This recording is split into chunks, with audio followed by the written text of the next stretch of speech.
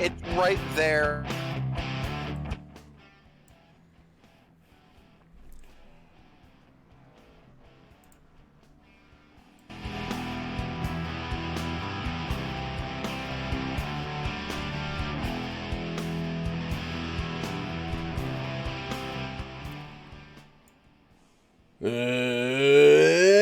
It's time for your main event of the evening. Welcome everybody back to Vidane TV, race number 3 here on this Saturday afternoon.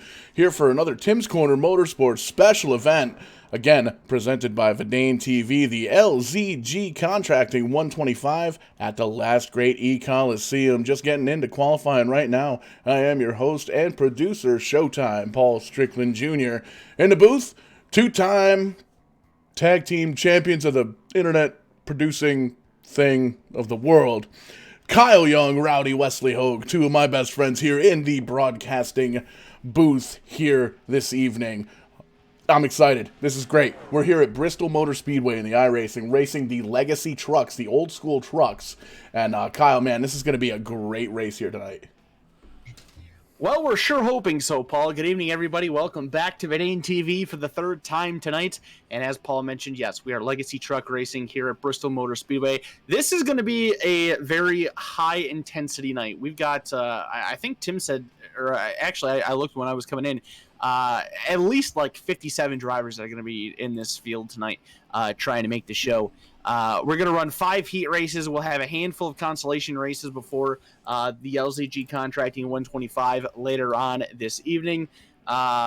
It's going to be a wild one. Bristol is always very intense, very high speed. There's a reason why they call it the world's fastest half mile. And we're going to see all of that throughout the night tonight. Wes, capping it off our first triple header of the weekend with a lot of intensity. Should be pretty darn wild, if you ask me.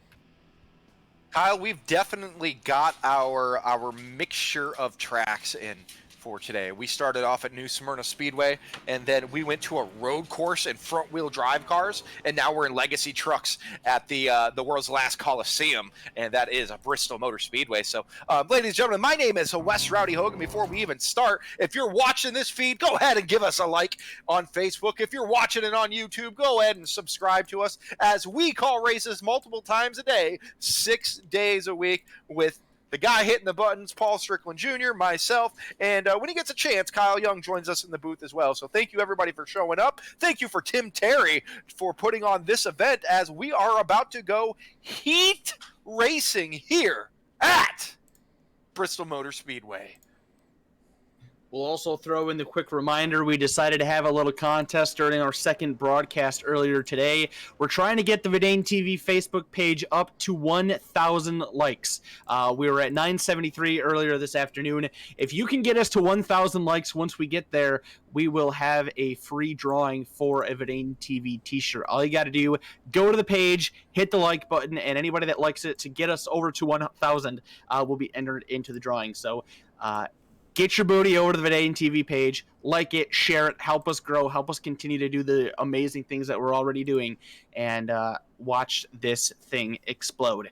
As Wes said, heat race number 1, about ready to take start. We are getting the trucks on the grid right now, and this is how we will line them up. On the pole, in truck number 77, that is Mark D'Entremont, and to his outside in the number 36 is Noel Fugier. Jake Goodwin in the number 48 truck will line up on the inside of row number 2, and to his outside in the 65 is Colin Matthews. Robert Lee will be driving the number 100. He will start 5th, and Joey Arsenal will be in the number 31, starting in 6th. Scott Drost in the 200 will start 7th, with David Roberts in the 28 in 8th.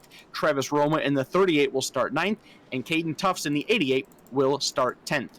The 11th and final driver, I believe, for this heat race is going to be the number 11 machine of Phil Fowler. And that will round out your starting grid for heat race number 1. We will go 10 laps in distance or 7 minutes, whichever comes first, and the top 4 finishers will go directly to the feature, with everybody else going to a consolation race later on tonight. And for the viewers, feel free to help us pronunciate some of these names. We're not too good with the the foreign names by foreign. If it doesn't end with Smith, Jones, or Young, we don't know what the hell we're saying. So feel free to correct us if need be, and we'll work on the last name. So Entremont, that's I believe is what it is up front, DeEntremont. If not, it sounds like a hockey player's name. So he seems to be tough like one in that 77. He's going to be starting pole as the iRacing Ford F-150 is going to make its way down into pit road very slowly here at Bristol Motor Speedway. As we wait, Noel Fogier on the outside, and we are green here at Bristol in Legacy Trucks as Noel Fogier gets the jump on the outside. The outside's where you want to be here at Bristol. They're side by side coming off of 2 into 3. Noel has the advantage, but for how long? The 77 battles back, but to no prevail, your leader will be Noel Fogier going into 1. Fogier will take over the top spot in lead lap number 1. Already Fowler.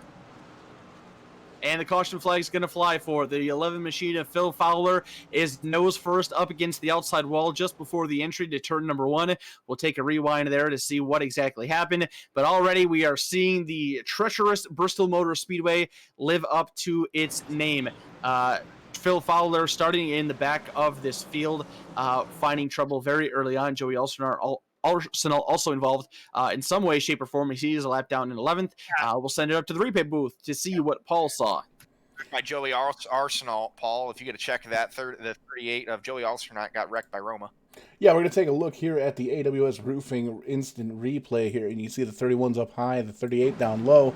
38, that yellow truck right on the line, seems to come up just a bit, sends the 31, almost a Gravedigger-esque looking type truck, heads on up, backs into the outside wall there, so tough break for him. There's going to be a lot of damage on that car. You can see while he's up there picking up all those marbles, and you can see there's a lot of marbles down on the apron there as well. Those are basically rubber pellets that have come flying off of the tires of these cars. These guys have been practicing for the past 3 hours, so there's an absolute lot of rubber buildup on this racetrack, so you got to figure that's going to definitely play a factor here in this evening's race.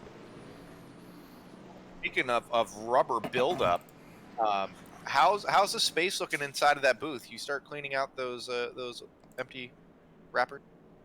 Some of them, yeah. We loaded up a couple more fresh Bud Lights. We got a couple of Fireball nips. We got some buffalo chicken pizza here lined up for the halfway point. So we're good to go up here in the production trailer. I don't know what you guys got going on down there. I don't know. Be punch drunk from the alcohol or from his cholesterol by the time this one's over. Nonetheless, he's going to keep on hitting buttons until he can breathe, and we're going to keep on calling the action here. And that's what it's all about, because we're entertaining the masses here at Vidane TV.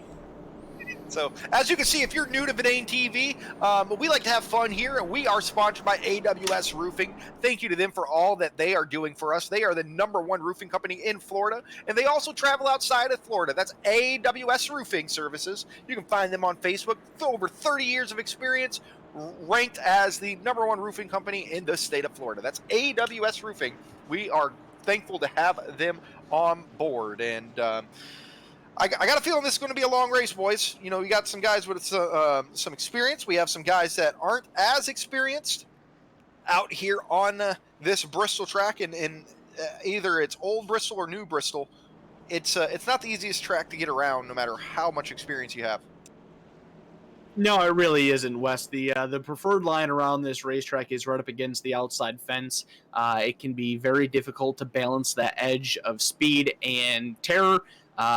It's very easy to get up there, slap that outside wall, get stuck in it, and lose a bunch of momentum, which makes you want to go down to the bottom side of the racetrack to try to find some sort of speed, momentum, and an opportunity to pass. But with this being a progressively banked racetrack, the bottom of the track is not banked as much as the top, so you're a little bit slower. The truck doesn't handle as well down there, and you really got to wheel it if you're going to be able to make something happen down low. Fortunately for these guys, though, that will start out in front of the field, they will have the control car privilege. So with Noel Fogier starting down on the bottom here, it really isn't too much of a disadvantage. He can fire before Marc D'Entremont does, and should be able to pick his line after that. So we are doubled up. We're about to go green. We're going to have a 3-lap shootout here to end this one. Fougere stomps the loud pedal, and we're back to green flag racing. He separates himself from the rest of the field. The 48 machine of Jake Goodwin going to try to peek underneath of Marc D'Entremont. We'll see how well he can make that bottom side work. He's got the advantage coming off of turn number 2, but D'Entremont going to pull even with him coming into turn 3. Still side by side through the center of 3 and 4. 2 laps to go. We got a truck in the wall in 4. It's a 106 has gone around, or the 100, I'm sorry, to Robert Lee. He's going to keep it going, though, so no caution out. No caution out. We stay green here as we come around to 1 to go for Noel Fougere. 10 laps in these heat races as he hits the line. The white flag is out for Noah. The track is clear for him. There is a truck that is smoking all over the track. Don't worry, he has crossed the line. That is David Roberts. Looks like he had some issues as well. But Noel Fougere is going to make his way out of turn 4, and he's going to win your first heat tonight, followed up by Marc D'Entremont, Colin Matthews, Jake Goodwin, as well as Caden Tufts is your top 5. So again, the top 4 will move on. That is Fougere, D'Entremont, Goodwin, and Matthews. Caden Tufts, Travis Roma, Robert Lee, David Roberts, Scott Drost, Joey Arsenal, and Phil Fowler will all have to go to a consolation race later on tonight to try to make the LZG Contracting 125. So heat race number 1 is in the books. We are getting set for heat race number 2. Which again will be 10 laps in length. We will send another 4 trucks to the main event, and this one will have Brett Suggs and Kyle Boudreau on the front row, starting in positions 1 and 2. John Miller will be to the inside of row 2, starting in 3rd, and Brent Roy will be to his outside, starting 4th. Mike Rhino will start in position number 5, and Chuck Morehouse will be the outside recipient on row number 3. Craig Tully will start to the inside of row 4 in 7th in his number 5 truck, and Ryan Walsh in the 519 will line up in 8th. Noah Healy will start 9th in the 84, and Daniel Veach in the 29 truck will round out your top 10. Final row, we have 12 trucks racing in this one. Will be the 55 of Mark Young, and then the 107 of Kenny Hopper, starting scratch in 12th. One thing I'm noticing, these guys are taking a lot of time with these paints. Either they made them or they borrowed them from a friend. So let's put some really cool paint schemes out here tonight. As you see up front, we have a custom scheme here by Brett Suggs. He's a rocking and rolling on. It's hard to see exactly what that is, but it's a pretty cool looking truck. It looks like it's sponsored by possibly a paving or a Pebbles company on the back. But you see a monster truck, see a pretty cool Bud Light truck, an old school Kodiak truck, Skull Bandit back there, a Mopar truck, including a Scooby-Doo truck. So these guys like to have fun, not only to come out on the track and put on a show, but they want to show their trucks off too. Definitely kudos to them for that. Absolutely nice to see the artistic talents of either these drivers or their painters showcase what they've got and making everybody look nice and pretty for the Saturday night spotlight under the lights here at Bristol Motor Speedway. So the lights on the iRacing pace truck have gone out. We are just about ready to send these guys racing for the first time here in heat race number 2. Once again, Brett Suggs in the 33 is your pole sitter, and Kyle Boudreau in the 26 is to his outside. Green flag is out, and we are underway. A fairly even start. Suggs has a bit of an advantage going into turn number 1. Boudreau, he wiggles. He makes a little bit of contact with Boudreau. No harm, no foul there. Boudreau wiggles again into the outside wall. He hangs on. Everybody's looking fine for right now. Top 2 are single file. The 62 of Brent Roy and the 6 of John Miller side by side for 3rd. One truck hard into the inside wall. I think that was the 5 of Craig Tully.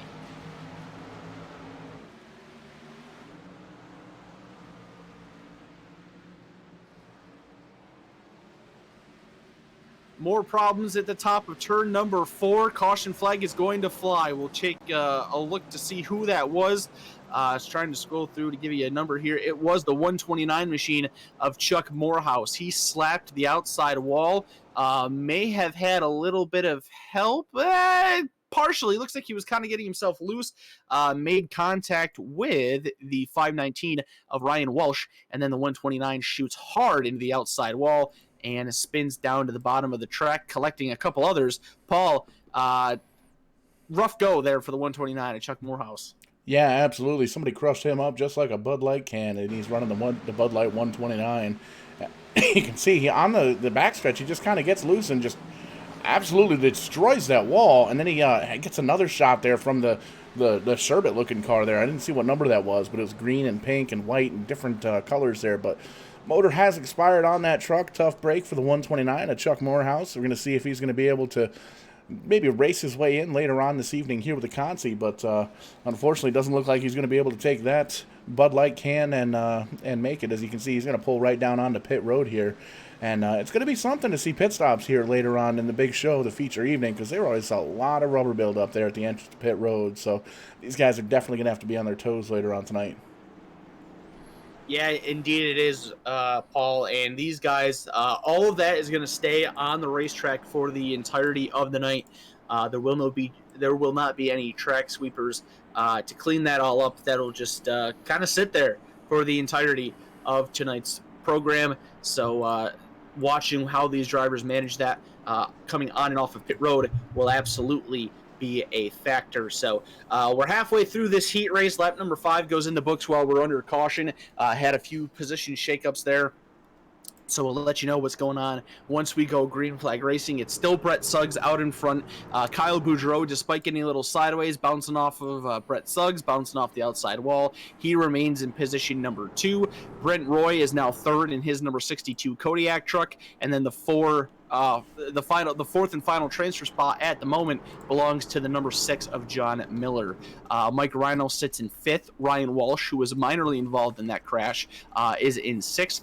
Daniel Veach is 7th. Noah Healy 8th. Mark Young is in 9th. And Kenny Hopper, the last truck on the lead lap right now, in position number 10. Chuck Morehouse and Craig Tully have dropped multiple laps off the lead lap, so those guys will definitely be going to one of the constellations later on this evening. All right, so already a lot of action in just the 10-lap heat that we had prior, and now we're only about 7 coming to 8 laps in this one, so 18 laps and already tons of action here at Bristol. But that's classic Bristol for you right there. This bull ring of a track as it is known for its calamity. So, and off the start, here we go. Kyle Bordeaux, he fires off. Brett Suggs does not. Leader coming out of turn 1 and 2 is that 26 machine. Great start by him. And now on the outside is John Miller trying to work on Suggs. Suggs gets really loose coming out of 2. That opens up the door on the outside now for the Ryan Walsh machine. And there goes Bordeaux. Bordeaux is going to the back. Looks like not exactly sure what happened. Maybe he got a black flag on that start there, Kyle.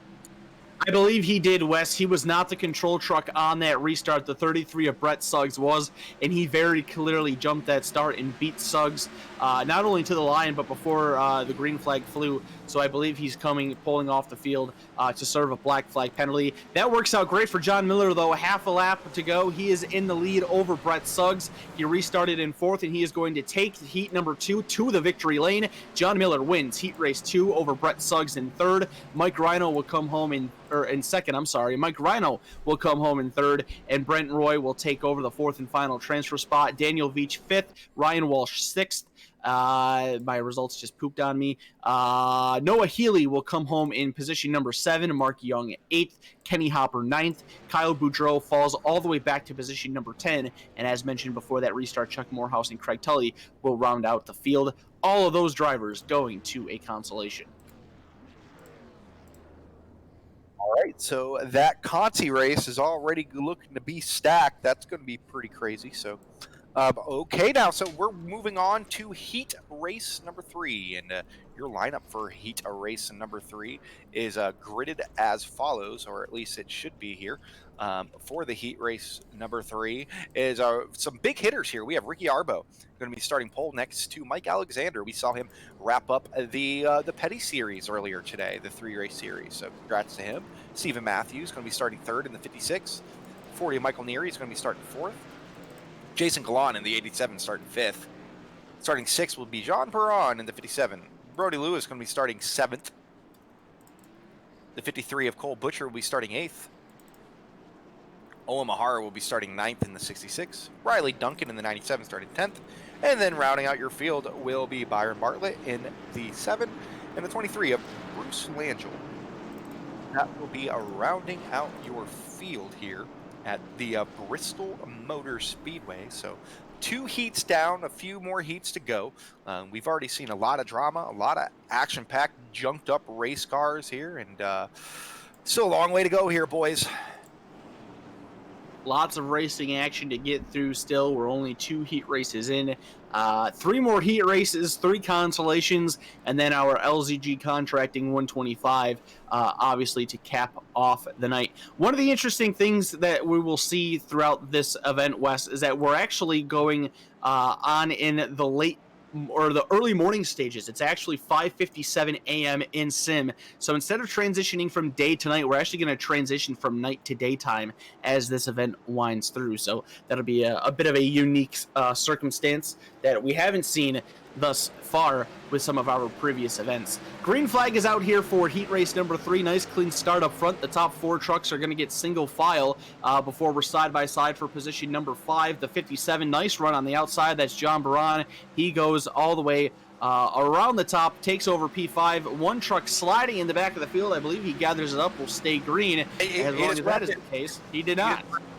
He just wrecked it off before. That was Owen Mahari. He had it saved, and then he wrecked it up, but he decided to leave the server after that. So a lot of beating and banging already here. A couple trucks having some issues all on their own so far, but we are still great. Oh, hard into the walls. Riley Duncan in the 97. Oh, he just pounds the 23 in the wall like this was just Brazzards or something. He's pounding him in the wall. He knew he was there. He's still all out of the control as Riley Duncan, just in everybody's way in that 97. Somehow got roof damage because iRacing's the greatest thing ever, and somehow his roof is just absolutely trashed.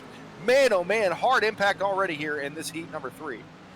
The 97 truck nearly wrecked for an entire lap. He's finally got it gathered up. He slaps the outside wall once again for good measure, all the way back in position number 10. Not at all how he wanted his heat race to go. Throughout the field, though, we're kind of single file, spaced out here, so we'll see how things go. We're coming to the halfway mark this time by Ricky Arbo, and his number 61 truck leads the 75 of Mike Alexander by about 2 truck lengths. Alexander running a little bit lower than what Arbo is in the turns. Not really seeing too much of an advantage to it just yet. The gap is staying about to the same. And then back to 3rd place, we've got a 3-truck battle with the 56 of Stephen Matthews, the 40 of Michael Neary, and the 57 of John Baran trying to go underneath that 40 truck. That is for the final transfer spot. Once again, we're only taking 4 trucks. And Ricky Arbo is setting sail, but not too far behind him is Mike Alexander. He's smart. He knows he's right where he needs to be to move on. Stephen Matthews, though, in the 56, trying to hold off Michael Neary in the 40 because he's going to be on the bubble. All over him is John Braun there in the 57 as we come around just a few more times around this half-mile racetrack. 2 to go. 2 more laps around the half mile of Bristol Motor Speedway. The top 2 are absolutely checking out. It's the battle for 3rd through 5th. That is the fun one to watch. And don't look now, but here comes the 53 of Cole Butcher reeling these guys in. He wants to try to take a crack at making this field. The 40 truck knows he's in the bubble spot. He's trying to peek to the inside of Stephen Matthews to give himself a cushion. He doesn't want to lose too much momentum. The 57 is still right there. Half a lap to go. Ricky Arbo and Mike Alexander are going to wrap this one up 1-2. The 57 drops to the bottom. Will he make a run for it? He will not. Checker is out, and the field, at least for heat race 3, is set. Ricky Arbo gets the win over Mike Alexander. Stephen Matthews comes home in 3rd, and hanging on to the 4th and final transfer spot is the 40 machine of Michael Neary. Your 5th place finisher, and coming just short is John Braun in the 57, Cole Butcher in 6th, Jason Gallant in 7th, Bruce Langell in 8th, Byron Bartlett in 9th, and rounding out the top 10 is Brody Lewis. Riley Duncan will finish on the lead lap in 11th, and Owen Marr coming home in dead last 12th after his first lap issues. All right, so that heat was actually a little bit cleaner than the rest that we've been seeing. So that is a wrapping up here for us, and we're gonna have at least I believe we get 2 more heat races we get to watch for tonight. So you ready to have some fun, Kyle?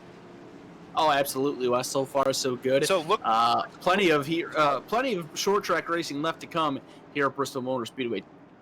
The 63, Chris Carter, pretty cool Martian ride there. That's got to be one of my favorites, especially tonight. That's a pretty cool looking truck. That's the first I've seen that paint scheme. You got that Todd Cousins in the O2. He's got like an old school Coca-Cola machine. It has like a little rusted look to it. So again, great paint schemes out here for these guys. Of course, you got the Evan Osborne, Dale Earnhardt throwback, a Wrangler paint scheme, which I feel like you see that once every night at least. So I think that one's starting to get outplayed, though. As much as I love that paint scheme, everybody runs it. Yeah, very true. Of course, Dale Earnhardt, a legendary figure in the NASCAR world, and just about everybody and their mother running Dale Earnhardt paint schemes whenever they can. Heat race number 4 getting ready to take flight here, half a lap away from doing that. It will be Ronald McKay in the 03 and the 141 truck of Richard Drake to start us off here for this one. 10 laps the distance once again. Another 4 trucks will qualify in, and we'll see who they will be. Pace truck onto pit road. Ronald McKay hits the gas pedal and leaves the field behind him. We're racing for heat race 4. Side-by-side battle for second on back. Make that 3 wide. Who is that? The 12 truck gets into the back of the 81. He'll move. Oh, and now he's spinning into the outside wall. The Dale Earnhardt truck of Evan Osborne goes nose first into the inside wall. Other trucks pile in. Caution flag is out here right off the bat in heat 4. Man, 3 wide at Bristol is just not going to work. But the thing is, they almost made it work. It was a Stephen Lively 130 ride that kind of broke up the party there.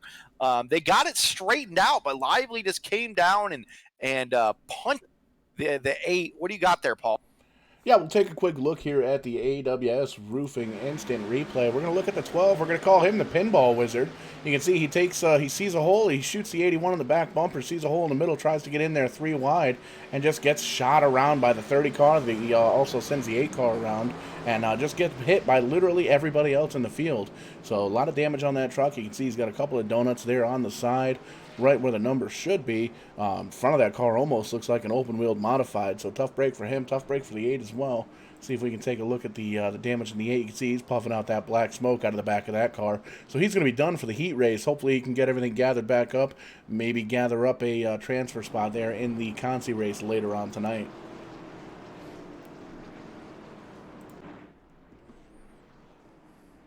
An unfortunate start here to heat race number 4. We'll get the field re-racked and restacked to go at it once again. That'll cost him probably roughly, I'd say, half of this heat race. These cautions are pretty lengthy here at Bristol Motor Speedway, so we're already on lap number 4, have not taken the one to go, so we'll only have half the heat race left once we get back green. Ronald McKay still leads Colin Boudreau. Richard Drake is now 3rd, and Matt Odell in control of the 4th and final transfer position. A lot of these drivers we've seen throughout the last couple weeks with the Petty International Raceway E-Series, some of these other Tim's Corner Motorsports Special Events. So a lot of familiar faces. Of course, we're familiar with them. They're familiar with each other and their racing attributes. Makes it a little bit easier to compete with these guys once you get familiar with them. But, of course, there's always the unpredictability with racing, and you have some new guys sprinkled in as well.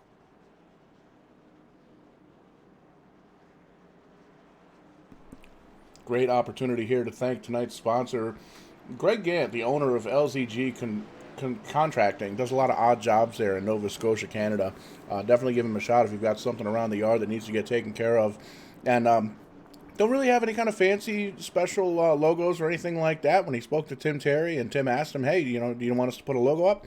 It's not. Just make sure my name's in orange because that's the color of my tractor.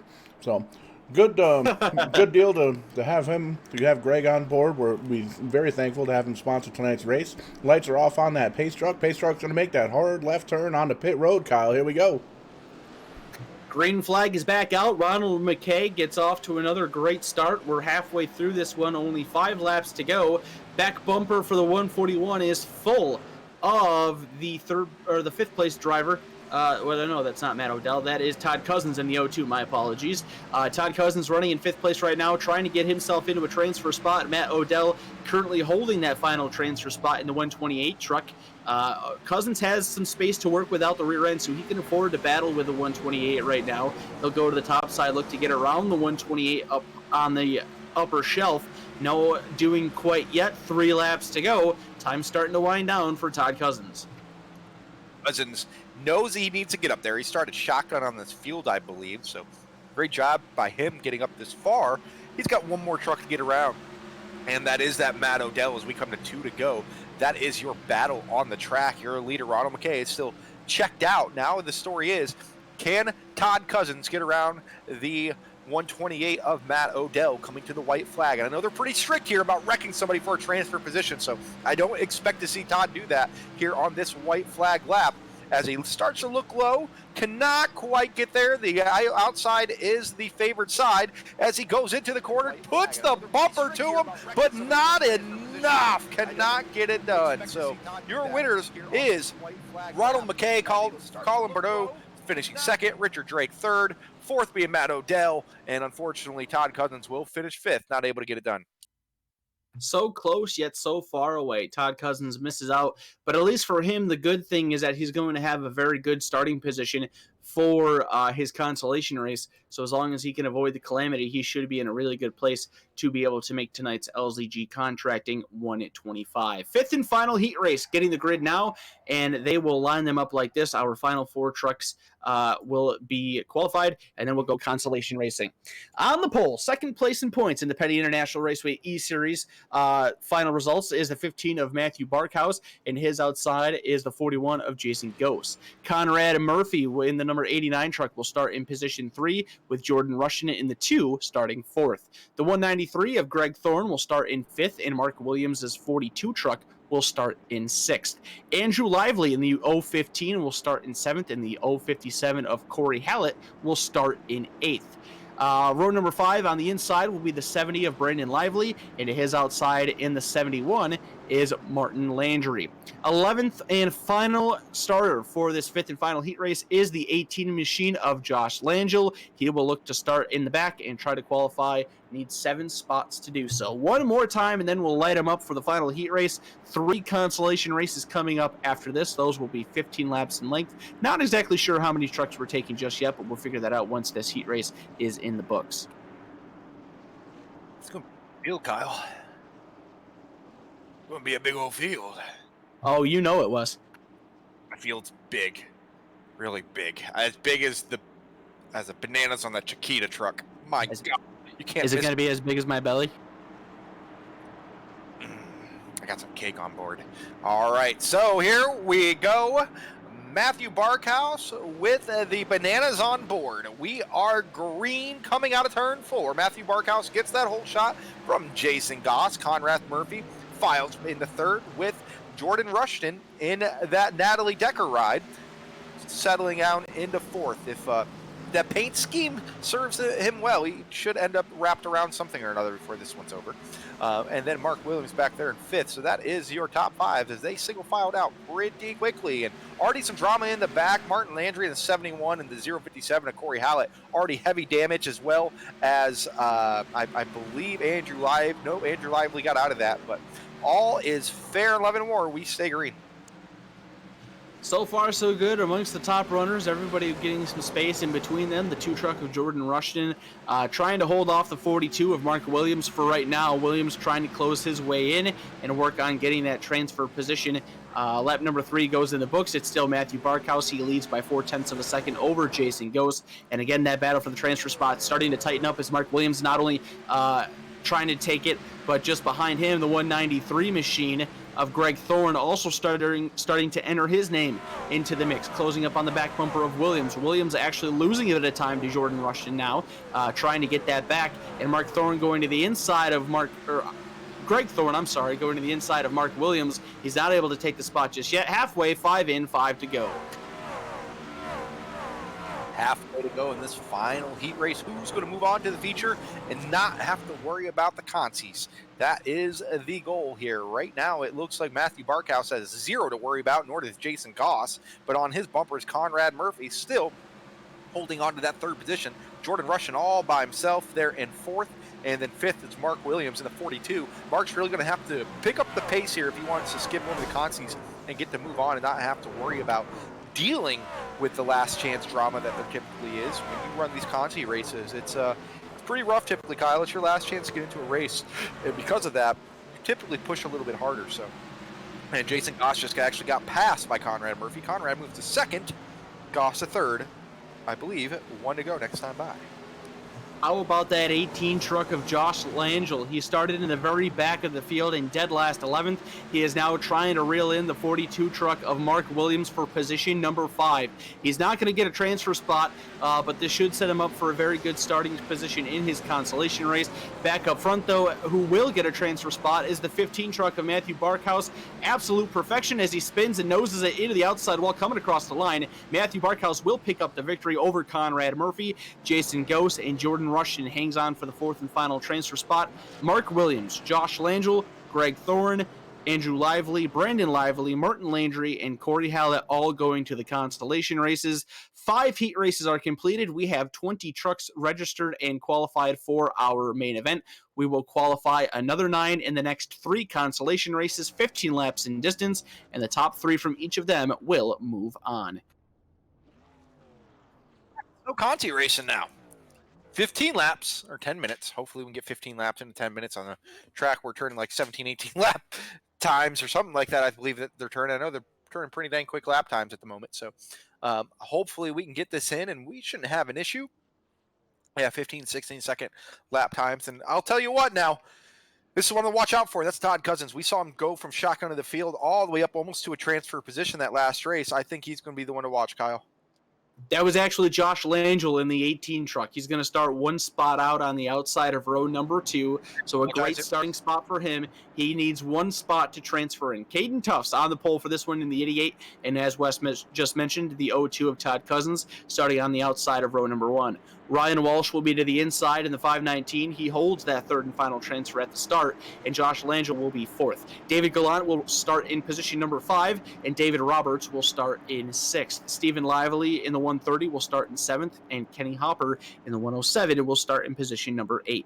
Brandon Lively's number 70 will roll off 9th, with Brody Lewis in the 10th position behind the wheel of the number 24 truck. Phil Fowler will match his truck number and start in position number 11, and Evan Osborne will start scratch on the field in position number 12. Final opportunity for these drivers to make tonight's 125 lap LZG Contracting 125 here at the Bristol Motor Speedway. 15 laps the distance, and once again we will take the top 3 to the feature.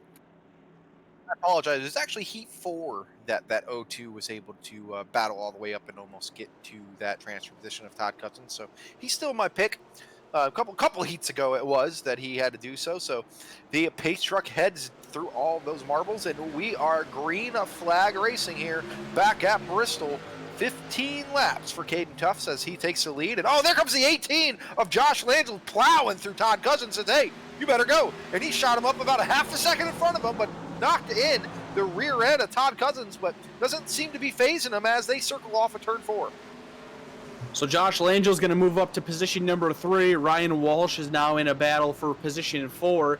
Caution flag flies for the first time. We've got problems in the middle of 1 and 2. The 30 truck is involved. A couple other also involved. Yeah, 130 and the 107 of Kenny Hopper. Those two seem to get together as Paul in the production booth is going to put down some sausages and try to figure out what the heck happened here. Man, it just seems like it's just Bristol. As bad as I hate saying it like that, it's just, this is what happens at Bristol. And looks like Lively in the 30 may have just lost it himself. And this track is so narrow, you really don't have anywhere to go, especially at corner entry. If something like that happens, you have no way to miss it, Paul. I told you before, it's not sausages, it's buffalo chicken pizza. But in any chance, you can see the 130 or the 30 truck as it sees on your screen. It just comes out of turn number 4, way too hot, loses control of it. The mystery machine's involved, the Wrangler 8 car's involved. Truck checks that. A couple other trucks involved. Big damage on the 30. As you can see, he's driving through the marbles down there on the apron at the entrance of pit road. The 107 has some black smoke coming out of the back of it. That guy's done for the evening, so definitely a tough break for Kenny Hopper, Stephen Lively, David Roberts, all these guys that going to be finishing out this Conti, it looks like, on pit road, unfortunately. That's for what you want to do. I mean, pit road is becoming a parking lot of Kenny Hopper Hopper that is down there parked and just smoking in that 107. Scooby-Doo, where are you? Well, Scooby's getting cooked like a Scooby snack. Stephen Lively in the 130. Yep, his day's going to be done, I'm going to say. And then David Roberts in the 28. Tough break for those three guys. Their chances of moving on seem to cease. It appears so, Wes. Unfortunate to start off this consolation race that way, but that's the way that Bristol crumbles sometimes, and they caught the negative end of that. So right now we got Caden Tufts, Todd Cousins, and Josh Langell currently holding those top 3 transfer positions. Lap number 5 will go on the board once they cross the start-finish line. Ryan Walsh just on the outside in 4th, and then Jason Gallant is 5th, Brandon Lively 6th, Brody Lewis 7th, Evan Osborne in 8th, and Osborne is actually the last truck on the lead lap. 9th on back have fallen off the lead lap.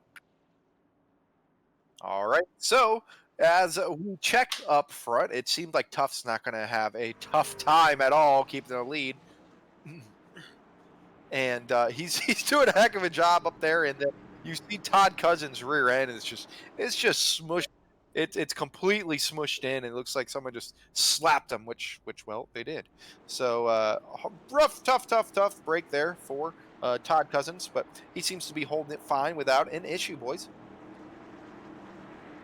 So we're doubled up, getting ready to go green flag racing here. 9 laps to go. Once that green silk hits the air, pace truck will drop down onto pit road. Caden Tufts hits the loud pedal, and we are back racing. He'll jump clear to the lead. Josh Langell going to try to slide underneath of Todd Cousins for position number 2. Bounces off the apron just a little bit, but he's able to make the bottom side work, and he clears into... And they're wrecking behind him. Oh, there goes Todd Cousins. We got the 87 barrel rolling. It is a crap show. Jason Gallant still rolling down the track like Joey Logano at Dover. Oh, man. Jason Gallant went for a ride. He is done and out of it. Ryan Walsh is done and out of it. Todd Cousins done and out of it. Brody Lewis with damage.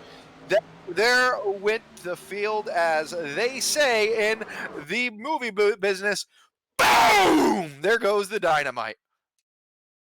Dynamite definitely exploding here at Bristol Motor Speedway. Taking a look here at the replay, you can see the 519, the 87, the 70, and the 02 is what we're going to kind of focus on here. And big focus on the 02, because as you can see, he comes out of the corner and for some reason just kind of shifts up into the wall and smacks it. The 519 kind of overreacts just a little bit and gets up into the 87 and sends him on his way. 1, 2, 3, 4. That was a triple right there. This, holy moly, it's like 5 or 6 rolls. Lands it. Is he going to stick the landing? Not quite. But he gets his truck reset, and you can see right now a lot of damage on pit road. A lot of trucks on pit road right now. Looking like 4, 5, 6, maybe 7 trucks sitting on pit road trying to get some repairs to see if they can get any of those transfer spots. But it looks like it's going to be tough. There's right now only showing 5, maybe 6 cars on the lead lap. Nope, definitely 5, because the 6th place car is the 02 of Todd Cousins, who is very much done for the evening. Paul watching the in-car, Jason Gallant, he didn't even really get to see it. He just got turned, and he turns hard to try to miss it and just goes for a ride, and then you just tumble and tumble and tumble and tumble, and hopefully it stops soon, and then your face is just filled with rubber pellets. So yeah, really high banking here at Bristol. So it's one of those things, if you wreck at the top of the track, you're probably not going to stay there. You're just going to kind of roll on down the hill and maybe land in those marbles down on the apron, or maybe land on a competitor. You know, there's a lot of different places you can end up being. Reminded what would happen to me and you if we ever started drinking on top of a hill and tried to, like, I don't know, like tried to, like, I don't know, like did something and just started rolling down the hill. Yeah, that sounds awful. Yeah, it sounded a lot better in your head, I'm sure. It absolutely did. With all the other voices, but they never come out right. Speaking of all the other voices, just taking a quick look here at the numbers, we're showing over 150 people watching right now live on the Facebook page. I'm not seeing any chat happening. What's going on? Where's everybody at? Where are you guys watching from? Who are you picking the race? We got a great show here going on for the LZG Contracting 125 Contracting. Nailed it. First try. And here at Bristol with the Legacy trucks, so very, very exciting action here happening tonight. Let us know where you guys are watching from. I'm watching from my bedroom. Pushing the buttons from the production I am trailer. broadcasting from my bedroom, if that counts for anything. I believe I am broadcasting from the beautiful state, the best state, the only state with the most rarest people and the most beautiful people, and I swear to God, we don't have meth, and that's the state of Florida. I'm pretty sure Florida is where the infamous Florida man lives. His last name was Florida. Don't let him fool you. All right, guys, we're about to go green flag racing. Go ahead and chat with us. Tell us who's your favorite driver. Who do you think's going to win the big one here tonight? Maybe Mike Alexander. Maybe he could pull it off. I know we got some Brett Sugg fans as well, as we are back green for Caden Tufts as he comes across now for a lap 13 of 15. Next time will be 2 to 3 laps to go on this restart. Caden Tufts out in front. They go into turn number 3. Josh Langell trying to find his way around the leader here. Now they hit the stripe. 2 laps of racing to go. Josh Langell making it happen up on the top side, closing the gap. single file throughout the field now with the 2 to go mark. Caden Tufts with his mirror full of Langell. Langell about to give him the bumper. He looks low. The low side is not where you want to be here at Bristol. That is not the strong side, Kyle, as they battle out on the backstretch. Evan Osborne trying to find his way around Brandon Lively for the final transfer spot. He's going to maybe try to put the bumper to him. Watch the battle for the lead. It's Caden Tufts to get the win, and he will move on. Josh Langell moves on with a second place run, and Brandon Lively, third and final transfer spot, goes to him, sending Evan Osborne, Brody Lewis, Stephen Lively, Todd Cousins, David Roberts, Ryan Walsh, Jason Gallant, and Kenny Hopper to the trailer for the remainder of the evening. Kenny, what's his last name? Kenny Hopper, Osborne, Brody Lewis, Stephen Lively, Todd Cousins. Nobody remembers those commercials of the Hopper? Before DR? Yes, where you record things on the Hopper. Man, y'all are so dead tonight. We move on to C main action, ladies and gentlemen. C main action. C stands for cookie, and we are going to be doing some cookie. Where? I want one. We did it all for the cookie. If all 3 of us got in one broadcast booth, we would be doing more than looking for. Let me tell you something right now. This broadcast booth ain't big enough for the 3 of us. Daniel Veitch, I think it's Veitch or Veitch, it looks German. He's going to be starting pole. Second will be Marco Williams. Third will be Wade Croswell in that 67. Hopefully he can do better than what he did earlier in today's petty race. Starting fourth will be Robert Lee in that 100. And then starting behind them will be the 015 of Andrew Lively. Top shelf on him will be Mark Young in the 55. Next row back will be Joey Arsenal in the 31. On his outside, we Byron Bartlett in the 7. And then we have that crushed up Bud Light can with the cute little girls on the back of it. That is Chuck Morehouse in the 129. And next to him will be the Martian Mobile, Chris Carter in the 6-3. The Smoking Bandit, Craig Tolley, going to be starting 1 row back from them in the 5. And then Corey Hallett in the 057. That rounds out your field for the 1, the 2, the A, the B, the C main here at Bristol Motor Speedway. Another 15 laps and 3 more trucks will enter the LZG Contracting 125. Everybody else will go home with nothing to show for it. Pace truck getting ready to duck down onto the safety of pit road and leave the field in control by the 29 of Daniel Veitch. Veitch giving himself a lot of space to the pace truck. Now he goes. Green flag is out, and we are racing. Mark Williams closing in immediately. Thought about going to the top side, but Veitch shut the door on him. Now he wiggles to the bottom, makes contact with Mark Williams. Another truck gets spun in the center of 1 and 2. Caution flag is out. And we got calamity, and one of them is the 63 of Chris Carter, that Martian Mobile, as I've deemed him to be. He was not able to miss that.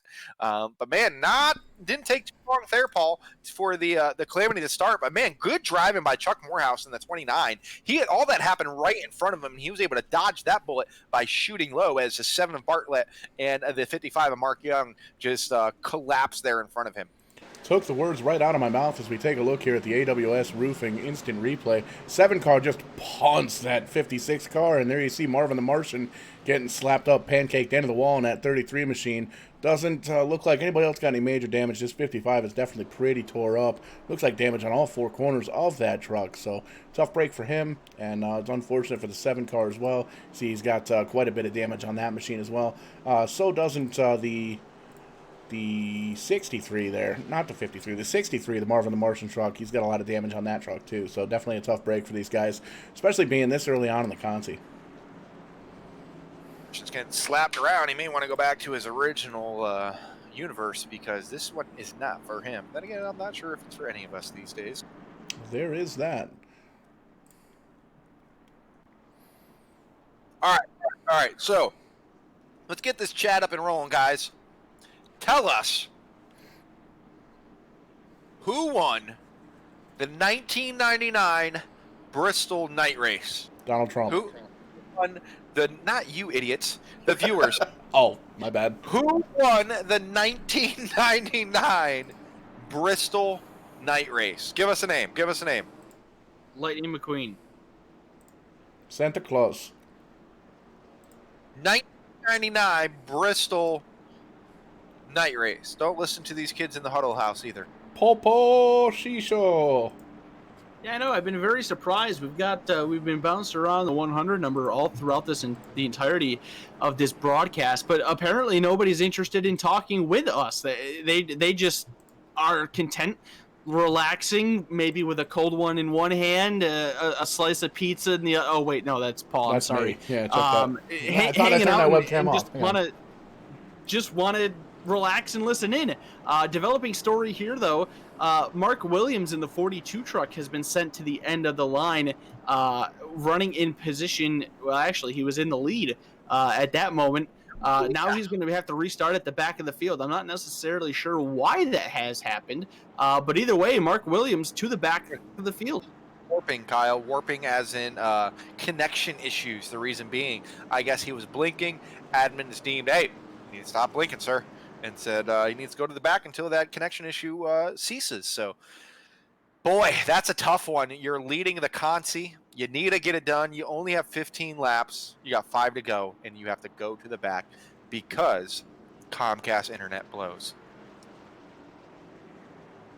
Unfortunate there for Mark Williams. He's going to have a very limited amount of time to work his way back to the top 3.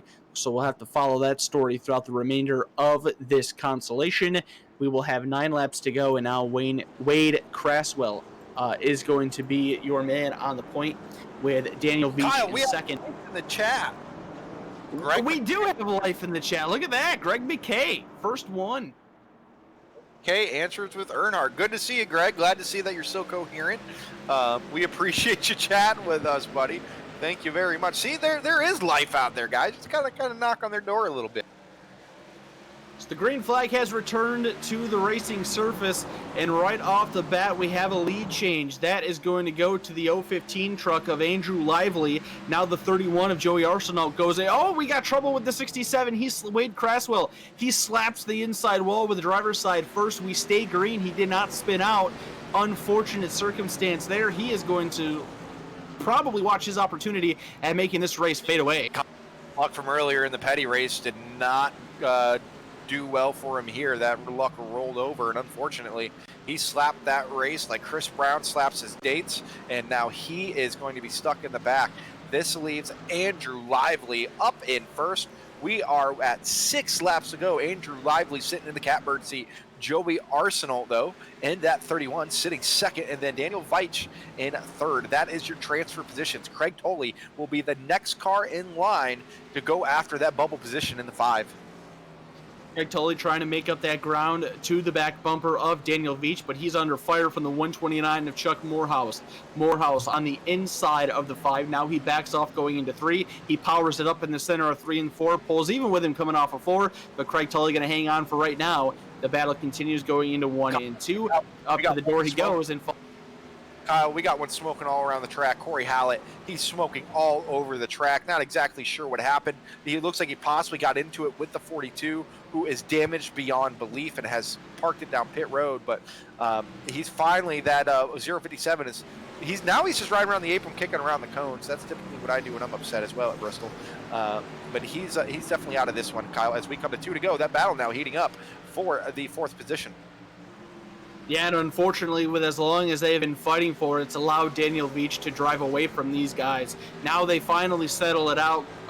Chuck Morehouse takes over position number 4, but it's going to be too little too late. That gap between himself and Veach is just way too much. Final time around the world's fastest half mile, and Andrew Lively continues to lead over Joey Arsenault. There's too much space in between the two of them for a change to happen. So off at turn number 4, it will be Andrew Lively to pick up the C-Main victory. Joey Arsenault finishes in second, and Daniel Veach will take the third and final transfer spot into tonight's LZG Contracting 125. Chuck Morehouse, Craig Tully, Wade Craswell, Byron Bartlett, Mark Young, Corey Hallett, Chris Carter, and Mark Williams will be done for the evening. I feel like it shouldn't be that hard to say, guys. Why are we struggling with this sponsor name? LZG. I feel like that should be a wrestling promotion, Paul. Legacy Zoolander Geographic Wrestling. No? I was actually thinking like Laser Zaps Jirash Federation, but I guess that's not going to work out. Well, either way, potato grenado, it's all good. Lucky Zebra Gaming. Nailed it. Hey, there we go. Better than Rolling Thunder Gaming. Probably better. Oh boy. Well, all right. What is So that, we are here in the here. distance? I know. I'm sorry, guys. So, hey, you know what does matter though? We don't need a podium to sit up front. So That's right. John Braun will be starting in that Fury machine on pole. Outside of him will be Travis Roma in that ugly yellow 38. Sam Rogers in the 12 will be starting third. Fourth will be Noah Healy. Starting fifth will be 193 of Greg Thorne. Sixth, next to him will be the 123 of Bruce Langell. Seventh will be Scott Drost in the 200. Eighth will be Martin Landry in the 71. And then Kyle Bordeaux in the 26 will round out your field. And if you are just joining us, this is the last consi to move on to our big 120 lap feature. Top three move on. Make sure you hit the subscribe button. Make sure you hit the like button. As you see, we like to have it fun and we like to do it live here at Vidane TV. We've gotten through 7 qualification events so far. We've got 1 more to go. 3 more trucks to join on to our 29 truck field. 26 of them already set to go. And the final 3 are going to come from this final consolation race. Half a lap away from going green flag. We already got some bumper tag going on with the 84 of Noah Healy and the 23 of Bruce Langell. Those 2 drivers already damaging their vehicles, so we'll have to see if that hurts their performance at all in this 15-lap consolation. Here we go, Wes. Pace truck about ready to drop down onto the pit road. The irate pace truck heads down pit road, waves at Muffy because he can't get out of his stand without his sweatband. And we are green.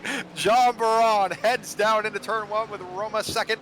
Third, Sam Rogers trying to look low. Already into the wall is Noah Healy in the 84. Spins it coming off of turn 2. He's all by himself, though. He's going to have to get that thing righted because there won't be a caution here. And the 12 now is Sam Rogers all over the track. The 38 completely sideways. They make contact out of 2. The 38 pancakes the wall of Travis Roma. We stay green. Kyle Boudreau is also facing the wrong way. He'll drop down to the apron, spin the truck around, and continue on. Boudreau's night looks all but done. Still staying clean and green. We're battling side by side for position number 3. It's the 193 of Greg Horn and the 12 of Sam Rogers. Horn hanging on the top side. Rogers trying to take it on the bottom. Horn kisses the outside wall. He'll win the battle and heads down the front stretch with sole possession of position number 3. But Sam Rogers not giving up without a fight. And here comes the 200 machine of Scott Drost. He wants his name into the battle and wants a shot at making tonight's race. Drost having a great shot at it as well. He went a couple more spots here. And Greg Thorne, though, in that transfer position, that final transfer position, sitting pretty there in that 193 as we are already on lap 5-4 in the books, coming this time to 10 to go. John Braun takes it. That top 3 is exactly what they need, but don't look now. Here comes Sam Rogers. Sam Rogers still trying to reel in the 193, not really doing a great job of that for now, but he is separating himself from the 200 of Scott Drost. Lap number 6 goes on the board. Greg Thorne is actually starting to reel in the 23 truck of Bruce Langell. Langell needs to pick the pace up because his comfort zone may be at risk here. The 193 of Greg Thorne looking really strong. Sam Rogers starting to reel back in the 193. A nice 3-truck battle here for positions 2 through 4. Our leader has nothing to worry about. He's way up there, not worrying about this battle. Now we have a 3-car battle here for second position. 3 trucks move on, the rest go home. And we got 3 trucks battling for 2 positions here. Anything can happen here at Bristol. One slip up here, Kyle, and it could be it for all 3 of them, leaving Scott Drost in the catbird seat. Greg Thorne trying to get around the 23 on the bottom side, and he's losing momentum. We're on board with the 12 of Sam Rogers, and Rogers gets put into the outside wall. Greg Thorne stuffs him into the wall, but straightens it out. We stay green. Thorne is going to lose the transfer spot to Sam Rogers. Rogers is now running away. That was really cool, man. He just pancaked him, straightened him out, and kept going. I mean, that if you're going to wreck somebody without bringing out a caution, that's how you do it, ladies and gentlemen. That's how you do it. However, though, I would have to say, I'm going to have to be safe to say here, I can tell you now, Scott Drost may not have a chance unless there's something even more serious. Greg Thorne wants to get back to Sam Rogers, and he's going to do it quickly the way it looks. Riding on board with a 193 machine of Greg Thorne. He is trying to reel down at Sam Rogers. He is now on the attack mode. He is in fourth. He knows he cannot make it from where he is at. He is to the inside of Sam Rogers, trying to find something down on the bottom side of the track. He loses it, but now he drives back harder in turns 3 and 4, pulls up even with him, but off the corner it's Sam Rogers to hang on. 2 laps of racing to go. Kyle, this is going to be interesting. What will Greg Thorne do to make this race? And both of these guys are catching Bruce Langell. They're in second. That is your wild card here. He holds, oh man, he's holding up Sam Rogers. That makes Greg Thorne get on the binders, 1 to go. Rogers going to the top side, trying to pass Langell for second. He's going to do it. Here comes Greg Thorne, looking to the bottom. Last opportunity into turns 3 and 4. He takes it easy, powers through in the middle. Is he going to hit him side by side off the turn? It's going to be Langell to barely hang on for position number 3. He will transfer, and by just 16 thousandths of a second, Greg Thorne is done for the evening. Some awesome race in there in that last 3 cars, ladies and gentlemen. Please hold on as we're going to kick it to your anthem that is national. Okay, folks, we're getting ready for the national anthem here. If you're able to, would you please rise for singing of O Canada? O Canada, our home and native land.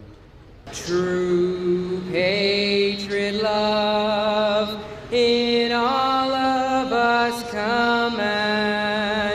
Qu'attendra se porte l'épée, il se porte la croix.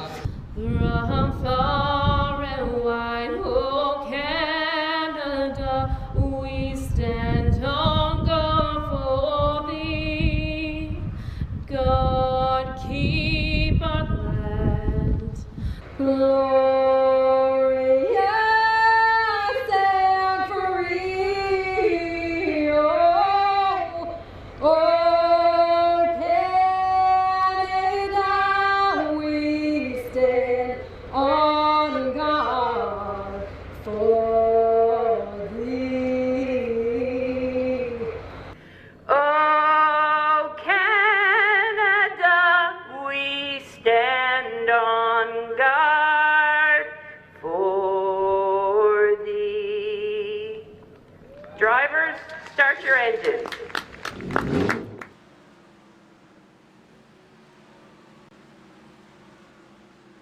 All right, ladies and gentlemen, it is time. It is time. Let's get ready to rumble. Hey, Dad. Hey, son, where'd you find that? All right. So we are getting ready to go feature racing here at Bristol for 120 laps in the Legacy trucks. You ready for this, Kyle Young? Absolutely, Wes. And once again, we'd like to thank LZG Contracting for jumping on board for tonight's LZG Contracting 125 here at the Bristol Motor Speedway. Thank you so much for jumping on board with us here at Vidane TV. And he kept it simple. He's like, I don't got a logo. I don't care what I look like. Just make me orange. That'll make me happy enough. So easy to please customer. We're glad to be representing you. And we thank you for your business here with us at Vidane TV. Also, thank you to AWS Roofing. AWS Roofing, a proud sponsor here at Vidane TV. They are the top roofing company in the state of Florida, and they also go out of state. look them up, AW Roofing Service on Facebook. And hey, go ahead and chat with us in the chat. No, man, the Facebook chat, you better catch up. You got less viewers going on here on the YouTube chat. And we got Austin Kitsune Kane. He said, hey, this is John Kane from Salisbury. He's talking to us over here. So he's talked to us over on the YouTube side of things. So better step it up over there on the Facebook side of things, boys and girls, because we're about to go feature racing. This is going to be a doozy, Kyle. Give us a top 10. Here we go. The trucks are taking the grid for tonight's LZG Contracting 125, and this is how we will start. On the pole in truck number 36, your winner of heat race number 1 is Noel Fougier, and his outside the heat race winner for heat race number 2 of John Miller in the 6. Ricky Arbo in the 61 truck will line up in position number 3 with Ronald McKay in the 03 starting in 4th. Matthew Barkhouse will start to the inside of row number 3 in 5th, and the 77 truck of Mark D'Entremont will start position number 6.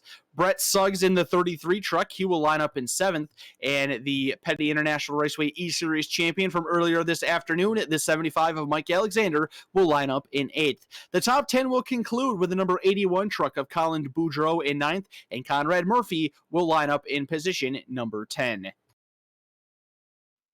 Is your top 10, ladies and gentlemen. These trucks get to rolling off. Starting 11th is going to be Jake Goodwin in the 48. 12th, the 34 of Mike Rhino. 13th, Stephen Matthews in the 56. 14th will be the 141 machine of Richard Drake. Jason Goss in the 41 will be starting 15th. 16th will be Colin Matthews in the 65. 17th will be Brent Roy in the 62. Michael Neary in the 40, starting 18th. 19th will be the 128 of Matt Odell, and rounding out your top 20 will be Jordan Rushton, and we do have 29 scheduled, but I don't think we're going to have time to go through them, but just real quickly, Caden Tufts in the 88, Andrew Lively, Jean Baron, Josh Landrell, Joey Arsenal, Sam Rogers, Brandon Lively, Daniel Veach, and Bruce Langell is what will round out your field. So, Kyle, you ready to go green flag racing? Absolutely, Wes. Here we go. All of the qualification is over. We have dwindled our field down to 29 for 125 laps here in the LZG Contracting 125 Bristol Motor Speedway, the venue. The sun is starting to rise, and we are about ready to get it going. Pace truck getting ready to duck down onto pit road. Noel Fougier, John Miller, the heat race winners for the first 2. They will lead the field to green. Green flag flies. We are underway with the LZG Contracting 125. A great start for Noel Fougier. He jumps out to an early race lead. Ricky Arbo gets himself off to a nice start. He's going to come off of turn 2 with P2. As we watch the trucks barrel down into 3 and 4, Matthew Barkhouse gets sideways coming out of 4. He's able to save it, but he's going to lose a ton of track position as he falls back to 12th and more. Good thing is he didn't hit a thing. He was able to save it, Kyle. We stay green here at Bristol. And we do have one around Matt Odell in the back, but he's going to get it going in the 128. We'll continue green flag racing for now. As some of those trucks that are struggling get themselves back to normal. Caden Tufts is off the pace on the inside. He's sliding on the apron in turns 1 and 2. Is he going to be able to hang on? He does, rejoins the field. Matt Odell has gone pit side, and up front it is still Noel Fougier, but he leads by half a second. Guy to watch here tonight will be Mike Alexander. He's probably one of the cleanest and one of the smoothest drivers you're going to find on the track. And sorry for a little bit of the technical difficulties on the video side of it. That's why we want to make sure we're trying to give you as much audio as possible. A little bit of technical difficulties. Don't worry about it. We're back rocking and rolling. Quick little update is Mark D'Entremont gets a warning for warp, so watch out for him. If he has to go to the back, we will know why. We got a car on the apron, and that's John Baron in the 57. He's trying to get it up and going. He will fall off the lead lap as Noel Fougier comes around to lap him. Baron going to go to the safety of pit road, it appears. No, he's going to stay out on the racetrack and try to rejoin the racing surface. No, he's going to stay down on the apron. So unfortunate for the 57 of John Baron, well off the pace in his race. Unfortunately looking to be over before it began. I don't know exactly what's happening with him, but he's not a happy camper. He's trying to make his way now down to pit road, so not exactly sure. It was a little bit of a mess, a little bit of a miss, but nonetheless, he has it back up and going. So run through our top 10 real quick. Your leader is Noel Fagier in the 36. Second place being John Miller in the 6th. Third being Ricky Arbo, who's challenging for that position. Then you got Ronald McKay in the 4th. Mark D'Entremont in 5th in the 77. Coming through in 6th right now is Mike Alexander. He's one to watch in the 75. Conrad Murphy, Brett Suggs, and Richard Drake. And of course, Mike Rhino is involved in your top 10 as well. So we're still clean and green here, Kyle, after 10. We got a great battle for position number 2 going on the racetrack. Ricky Arbo trying to get around the 6 of John Miller. Arbo's been trying to get to the outside, but Miller's running that middle lane right now, and he's making the most of it, holding off the 61. They come into turns 3 and 4 once again. Miller in the middle. Arbo trying to go up top, and nothing doing of it just yet. He stays in 3rd. All over this track here at Bristol Motor Speedway. Again, a 1:25 is the lap count we are going to turn tonight. And man, I'm proud of these guys. After watching the heats and the consies, I thought we were going to have a little bit more action here. A couple more yellows this quickly here in the feature, but I'm glad not to see that, as now we got a battle here for the 14th position, and that's between Jake Goodwin in the 48 and the 81 of Colin Bodor. They battle side by side, and Colin on the outside able to get the advantage. Goodwin's got to be careful here. He's down on the bottom side, the unpreferred lane. If he's not, he'll get freight trained. He loses the battle with Boudreau, and now Josh Langell in the 18 going to try to file by him on the top side as well. Langell with the advantage, and he's going to, no, not quite clear in the center of 3 and 4 now. Goodwin trying to pull up, and now here comes the 40. The freight train effect in effect here at Bristol West. The 48's in trouble on the bottom. You never want to get stuck on the bottom here if they're lined up on the outside. It's just not a good thing to do. Typically what you do at Bristol, if you know somebody's faster than you, you want to let them go. Typically heave way to the top side, you move to the bottom. You move to the top side and let them go by to the bottom, because you don't want to get stuck down there. If you get stuck down there, it's going to be ugly, so you don't want to do that. So now your battle is going to be here for Suggs. Suggs in the 33. He's trying to find his way around the 77, who still has a little bit of a connection issue. Brett Suggs looks to have lost that battle at the moment to Mark D'Entremont. There's about 5 truck lengths in between the two of them. That is for position number 7. D'Entremont is closing in on the back bumper of Conrad Murphy. Mike Alexander is right there in the 03 of Ronald McKay. These are positions 4 through 7. The 77 machine drops to the bottom underneath of Conrad Murphy, pulls even with him. Murphy will take the advantage coming off the turn, and back into 1 and 2 they go, with Conrad Murphy edging out the 77 of Mark D'Entremont. Our leader, Noel Fugier, still decides to stomp away, but there is a little bit of a battle here for the 3rd position, and that is John Miller in the 6th. And hits directly in his mirror will be Ricky Arbo in the number 3 machine. We saw him in action earlier this morning, turning some laps in a late model at New Smyrna, which was a lot of fun to watch. And here he is in the trucks at Bristol. So he's putting on a good show. Kyle, we are 20 down, all green flag. That battle for 4th on back is getting more intense now, as Mike Alexander is trying to get underneath the 03 of Ronald McKay. McKay on that preferred line on the top side. Conrad Murphy trying to maybe even stick his nose in there to take it 3 wide. Then you've got Mark D'Entremont behind him and Brett Suggs in the 33. Great side-by-side action up in the front of the field. This is for positions 4 through 8. Awesome side-by-side battling with these 5 trucks, all underneath of a blanket. This is what we wanted to see here at Bristol. It's hard to see it, but with the way that Bristol is, you typically don't see this kind of racing, especially with these trucks and the skill level of some of these drivers, a little bit newer to iRacing. But they're putting on a heck of a show. A little bit of a battle still, though. Ronald McKay hits the wall with Conrad Murphy. Might pinch him here. Gets clear. Barely does Conrad Murphy in the 89. Ronald McKay maybe even just burped the brake a little bit, but he's still not able to get it up and going. Here's Brett Suggs with a run on the bottom into 33, but Conrad Murphy in the 03 not having the run that he's expecting as he continues to sink back, now losing the spot to the 77.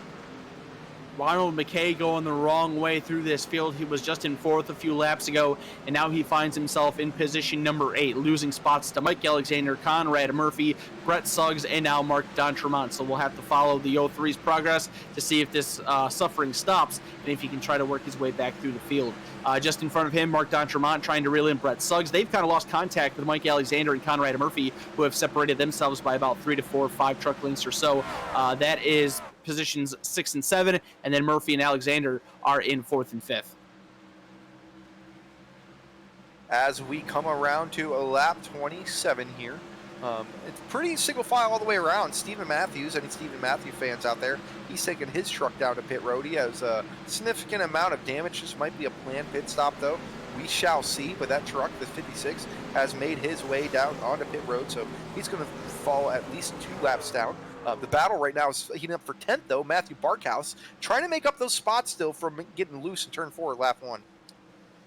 Matthew Barkhouse on the charge after a mistake early on in this race. He's in position number 10, and right in front of him, we were talking about him, the L3 machine of Ronald McKay, continuing to drop back as he gives up the position to Jason Ghost. And we know how fast Matthew Barkhouse is here in the short tracks of iRacing. He's going to try to make quick work of McKay. Looks to the inside coming off of turn number 2.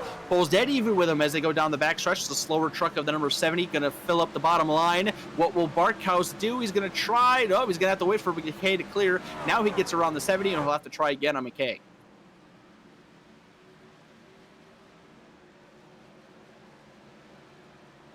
Not exactly sure what that means. However, Brett Suggs, though, is rocking and rolling. And guys, we are up to 984 likes on Facebook. Just a quick note. Oh, we'll talk that note in a second. Suggs in the 77 make contact. The 77 now able to straighten out. Deon Tremont able to get it up and going. Suggs kind of gave him a little tailspin, and he's able to go. Guys, if we get to 1,000 likes tonight, somebody's getting a free Vidane TV t-shirt. Go ahead and hit that like button, share the crap out of this feed, as well as go subscribe to us on YouTube as we call action all week long. And now Mike Alexander in the 75, Paul, if we can check out on that, as he's beating on the bumper of Arbo. Arbo hits the wall coming out of 2, and he gives up that position as well to Brett Suggs. Yeah, Wes, that last time by the 31 machine of Joey Arsenal kind of got right in the middle of this battle for positions, 3 through 6th or so. Kind of got these guys crossed up a bit and changed positions. We now have Conrad Murphy in position number 3. Mike Alexander is 4th. Brett Suggs running in 5th. And then we're side-by-side battling with Mark Don Tremont and Ricky Arbo for position number 6. Did I just say? Yes, that's position 6. Don Tremont on the bottom. Arbo up on the top. Arbo's got the advantage going into turn 3. Don Tremont will try to pull even in the center. He does, but coming off the turn, here comes Arbo to go. Yeah, Don Tremont had him at the line. Great battle here for P6. This is what Noel Fugier wants to see, though. Everybody's getting out of his way. He stretched his lead to over 3.5 seconds now on 2nd place. So while these guys battling out, he's just navigating through traffic, going through the sunset, as Brett Suggs now takes the 4th position from Mike Alexander. He does it without issue. So Mike kind of saying, hey, you going up and burn up your stuff. I'm going to stay here with mine. And Ricky Arbo again bouncing off the wall here in the 00. Just not getting the run, Kyle, that he is wishing. No, not at all. He is starting to struggle as well, dropping a few spots. He just lost that one to Jason Ghost. Ghost trying to reel in. Oh, now Mark Don Tremont takes a piece of the backstretch wall. And look at the 41 of Ghost reel him right in. Lots of damage on that 77 truck of Mark Don Tremont. He's starting to show some battle wounds within these first 40 laps of this LZG Contracting 125. And now he's under fire from Jason Ghost. Ghost looks low, slides on up. We get a slider, we will. He makes contact with Mark, and Mark is able to hold on to it. He's getting beat up like a pinball here, and I think what I'm more surprised about, and I'm going to jinx the heck out of it here, Kyle.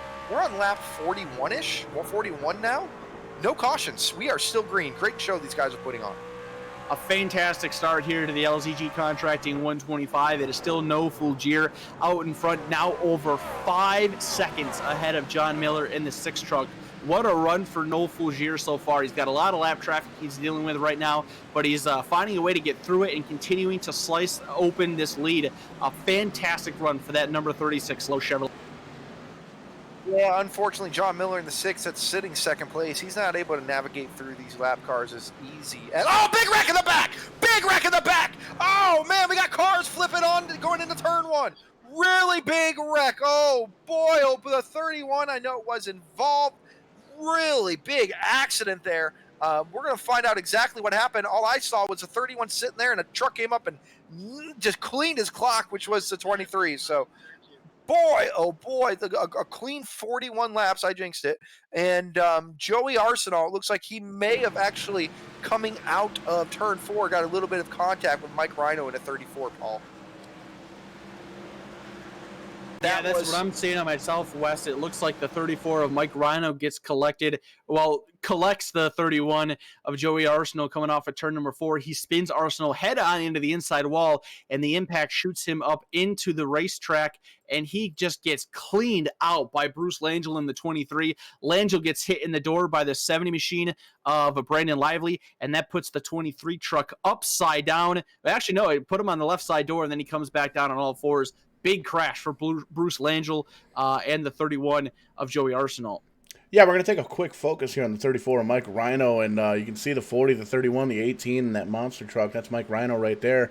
The 31 hits up in the wall, and the monster truck gets up behind him and just sends him on down, and a lot of torn up trucks behind that. You see the 23 gets a big piece of that. See if we can back that up just a bit here.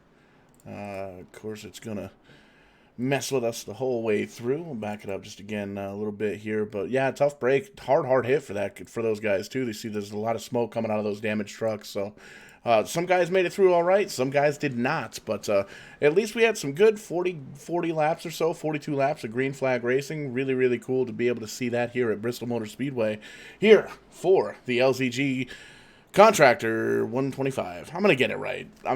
We've got what, 100 laps, 75 laps or so. I'm gonna get that sponsor name right by the end of the night. I can guarantee it. We can only hope eventually you will, but hey, if not, it is what it is. We're having some fun out here. It's Bristol, baby. We went a good 40 laps without a single caution, and that's not common to hear of. So, again, AWS Roofing, thank you for coming on board with us as well. Top roofing company in the southeast region of the country, located in Edgewater, Florida, which is right outside New Smyrna and Daytona Beach. So, if you need a roof check, go hit up Edge or AWS Roofing Services outside of Daytona Beach. You can find them on Facebook. And we are probably going to be stacking it up here in a moment. Let's see if we can get a quick word with Mr. Tim Terry. Mr. Terry, that was one heck of a run, over 40 laps here in the feature under green. Tell us your thoughts. Yeah, I don't want to jinx it, but that was probably the best green flag run we've had to start a race in a long while. We had, I think we had a 75-lap run or a 70-lap run at Southern National in the street stocks a few weeks back, but that was fun considering this racetrack is Bristol. It's a little tricky to drive with this truck. They kind of skate around a little bit, but they put rubber on the racetrack. Sun's coming up, and we're getting ready to see some more racing action. So Noel Fougier has pretty much had their number so far. John Miller's now stuck at the back, so there's some stuff to follow along. Want to say hello to Greg Grant and everybody watching, putting on this show. They've picked a good one. All right, and we're going to put Tim back in his race control box here as he has a race to call, as we're going to be going green this time by, Kyle. Indeed we are, Wes. All that big lead that Noel Fougier had is now gone. He's got Conrad Murphy to his outside. We'll see how quickly he can open it back up again, or if he will even be able to open it back up, as he has new contenders for his race lead up at the front. Pace truck goes to pit road. Here we go. We're back green flag racing. Lap number 49 goes on the books. Great restart for Noel Fougier. He jumps out to an early lead with Conrad Murphy, and then side-by-side battling with Brett Suggs and Mike Alexander for third.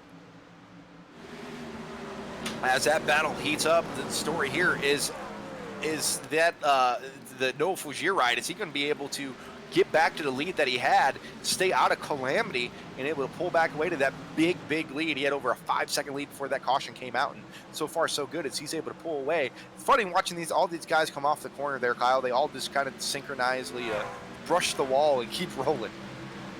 Yeah, that's the part of the risk here with flirting on that outside edge of Bristol Motor Speedway, is that it's so close to the outside safer barrier.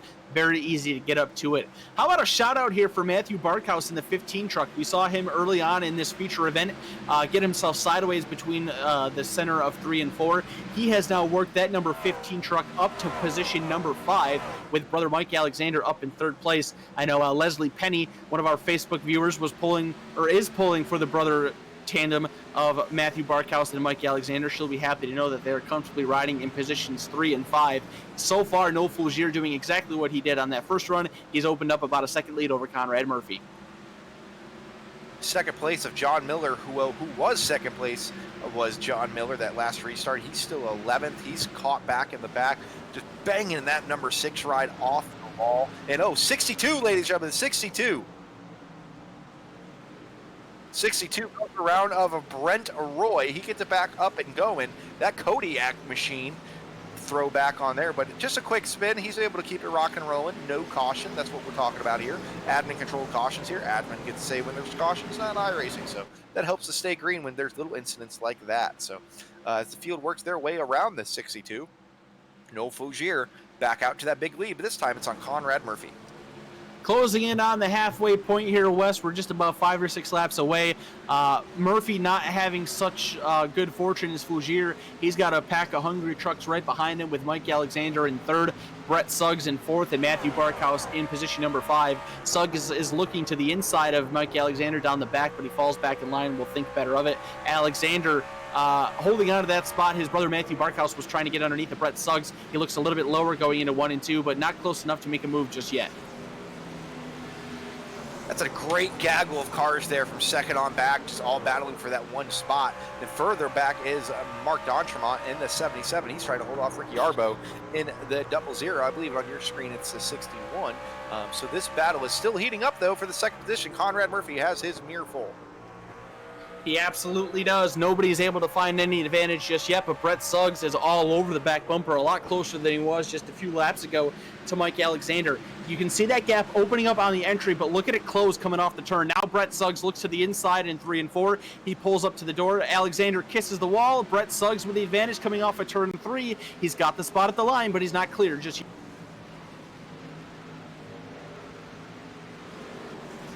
All right, Kyle, so let's kind of... now we got a good rhythm here. We got a good pace going. These guys have gotten spread out throughout the back. We got a good battle here. That for the 14th on back position out of 4 trucks. It looks like still battling is the number 6 machine, who just cannot get his way back to out of the cluster that this pack ends up being. And that's John Miller in the 6, trying to get up out of there as he's stuck in 10th with a lap truck in front, 2 lap trucks in front of him. I apologize. One behind him, so he's kind of in his own island here, Kyle. Nobody around him for position, but needs to get around these guys if he wants to end up catching up to the next car for position, which is Jake Goodwin, who's about a quarter to a half lap ahead of him already. Yeah, for sure. John Miller starting to struggle with some of these lapped vehicles around him, still running inside the top 10. Will put himself into the top 10. He was 11th on that restart, so he's making a little bit of progress, but nothing too much to brag about for the moment. In front of him is the 141 of Richard Drake. That is not for position. So, as you mentioned, right in the middle of a bunch of lap cars and trying to find his way through to make progress on getting another spot.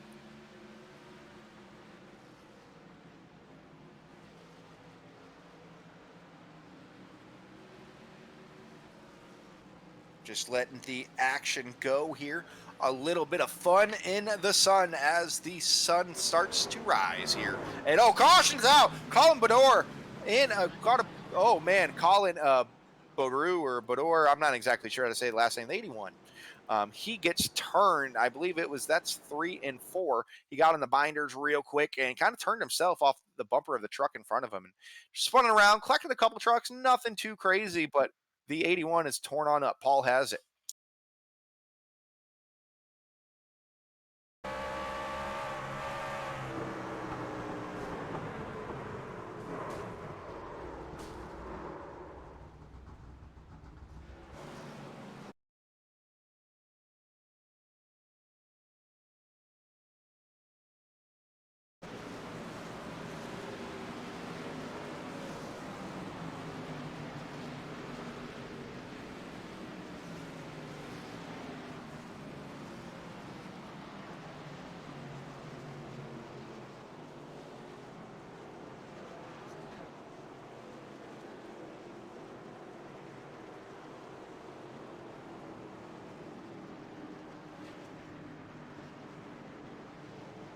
Shout out to some of the tracks down in Florida, 417, as well as Showtime.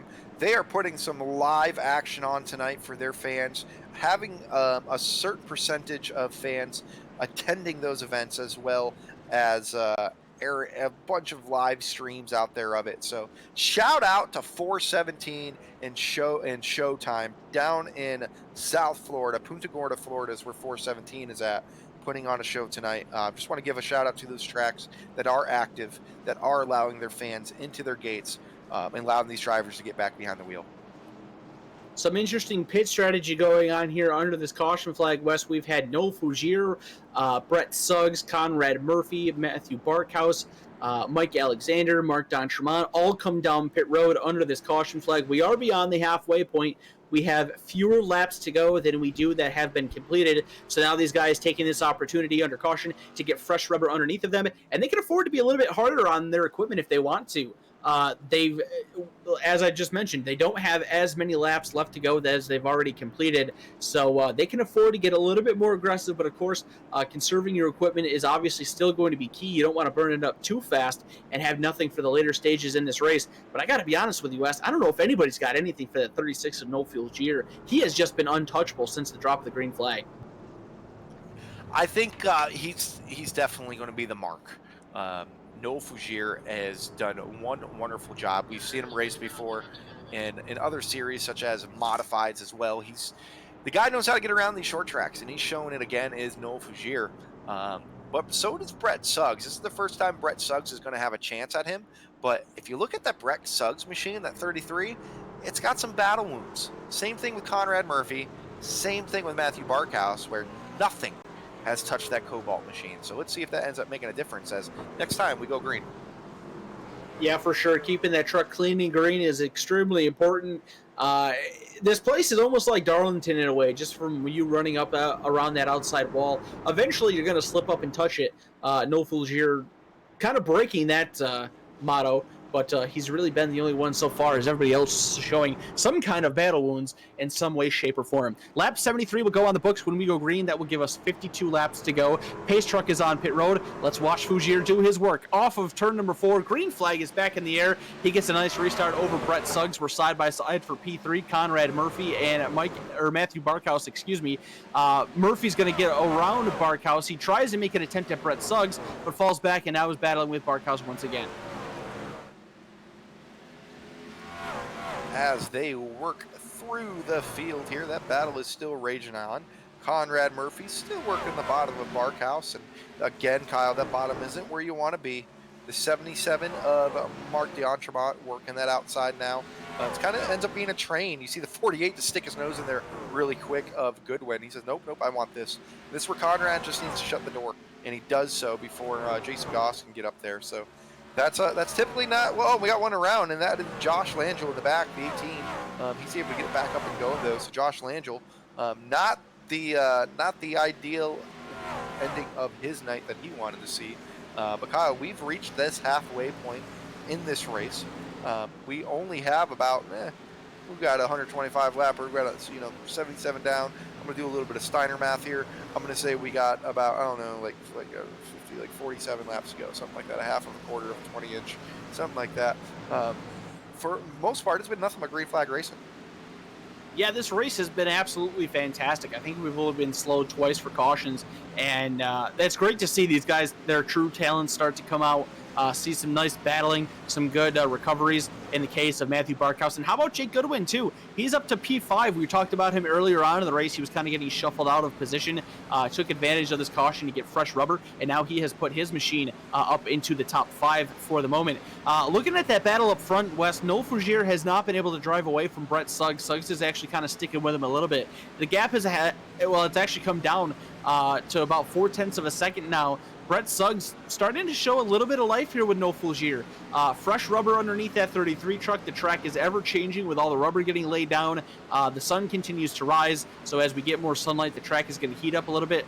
Could make it a little more slippery. Not too sure how much that will be a major factor over the remaining 43 laps, but something to keep your mind on just in case things dramatically change. Just sitting back watching this battle a little bit, just watching the lap times here, they're ever so similar.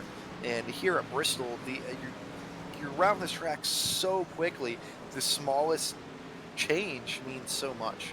And right now, that was a 15.386 by Noel. That was a 3.78 by Brett. And Brett actually ran, that's like his 4th or 5th consecutive lap faster than Noel Fugier. So Noel right there running 4.55, and they are wrecking in front of them. The 141 of Drake, woo! Right in front of the leaders. Man, that was a scare. Trouble for Richard. Drake brings the caution out once again on lap number 85. So that'll reset all the intervals and slow the field down Not once even the one that again. brought it out, Kyle. It looks like the 2 machine of Jordan Rushton will be the one that brought it out, and he actually collected the 141. Jordan Rushton in that Natalie Decker machine and doing best Natalie Decker imitation, Paul. Yeah, as you can see, we're going to bring the AWS Roofing Instant Replay, brought to you by Vidane TV, up to speed here. You see the Natalie Decker machine out high, the 62 down low, 81 out front on the outside line, a little bit of contact up there. The 2 comes down, smashes into that truck, collects the 141. There you see it, just kind of tags him right there on the back bumper. And the motor blows up, black smoke kicks up, says, you know what, Shift R, I'm going to reset. I'm going to park this truck right here on pit road. Make it look like a Willie Nelson concert down here in the 1, 2, 3, third pit stall. So tough break for Jordan Rushton, that number 2 truck. He's done for the evening. Yep, that's what happens here, though. You know, and this, you could take quite the beating here. I'll tell you that. Quite the beating. However, once you take that last blow, that's it. More pit strategy going on under this caution flag as we have some of our leaders making pit stops. Noel Fugier came down, Ricky Arbo came down, Brett Suggs, Matthew Barkhouse, Mike Alexander, Mark Don Tremont, everybody coming down pit road once again. Jake Goodwin, Conrad Murphy, that is the 41 truck of Jason Gose on pit road, John Miller, Ronald McKay. So a lot of trucks seeing service here.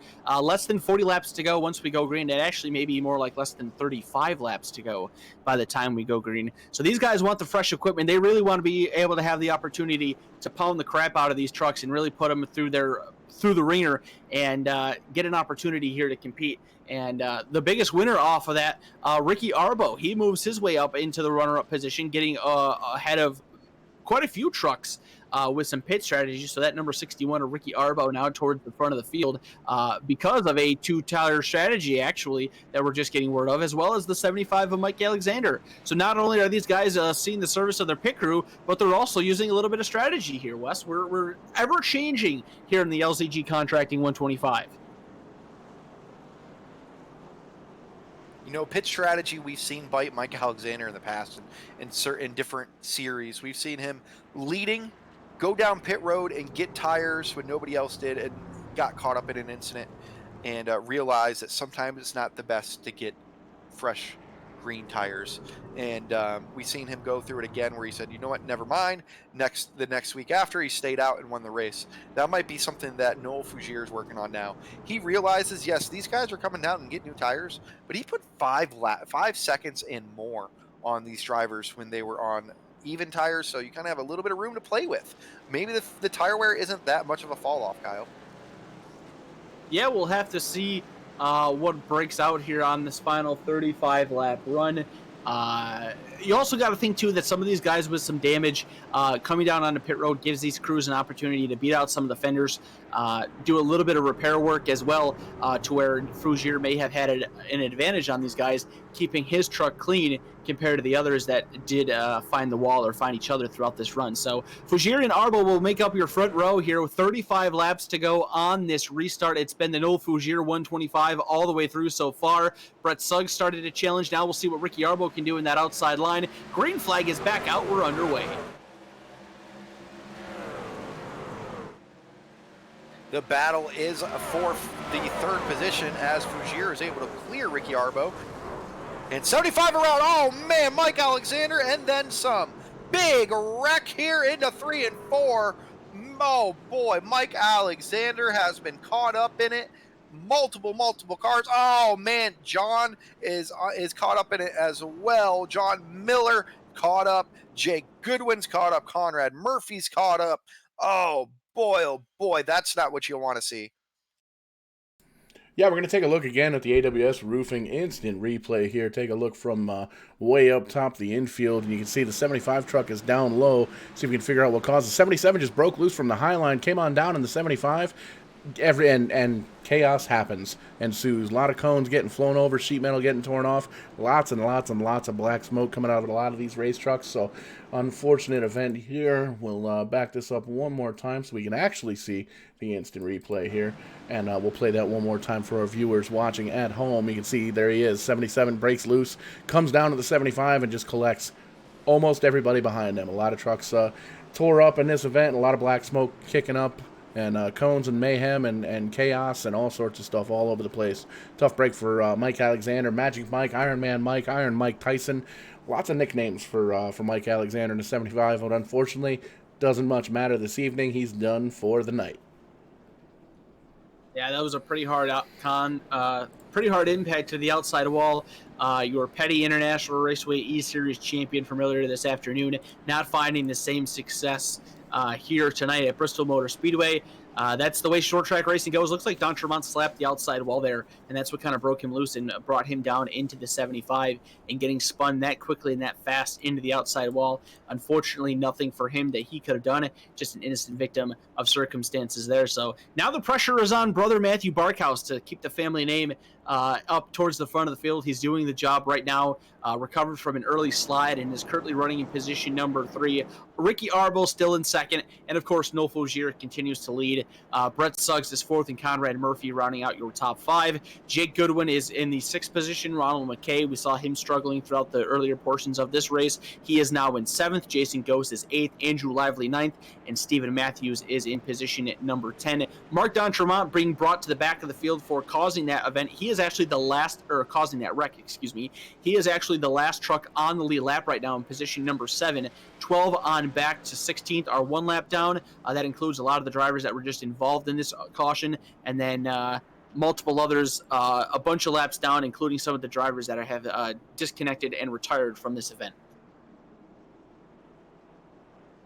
All right, so we're going to re-rack them again. That was one of those cautions breed cautions instances. That's what I'm going to mark it up as, because we went over 40 laps without a caution. We know these guys can do it, but when you get bunched up again, it's easy for cautions to breed cautions. So the lights are off. Looks like one more time, Noel Fogier has to hold off the hard charge from the rest of the pack, including Ricky Arbo. Ricky starting on that outside. Now, it seems like these guys don't have the option for the leader to, to choose his lane. So Ricky Arbo, starting on the outside, starts on that preferred line. And before, he stayed right up there with Noel. Yeah, he did. I think as the track continues to change, it's allowing the lanes to kind of form up a little bit better. The top side obviously has been the place to be, but I'm starting to think the inside and the middle grooves working their ways in. I've been paying attention to the track temperature as the sun continues to rise. It's actually starting to go down. It was just 85 degrees a few minutes ago. Now we're down to 81 degrees track temperature. So the cooler the track gets, the more grip it's going to have, and the easier these trucks are going to drive on it. We're back to green flag racing. Arbo and Fogier clear for the first 2 spots. Now Brett Suggs gets around Mike Alexander for 3rd. Here comes Jake Goodwin trying to find his way around the outside of the 15 truck. He's going to do exactly that. Mike Alexander, or I'm sorry, Matthew Barkhouse, I keep confusing the two of them, on the wrong way through the field. Jason Ghost, however, he's moving his way up. He is 6th right now. Action all over this track right now, Kyle, and we're single file throughout that top 3, but further back it's starting to heat up. As these laps wind down, coming to lap 100 out of 125, Barkhouse all over the bumper of the 48, a good one, and then Ghost right there as well. Conrad Murphy knocking on the door too. Other than that, it's pretty calm throughout most of the field. A couple battles here and there, but nothing too crazy. But I got a feeling this is the calm before the storm. And we do have one stopped. We have one stop. Colin Matthews stopped at the start-finish line off the track. He has parked it.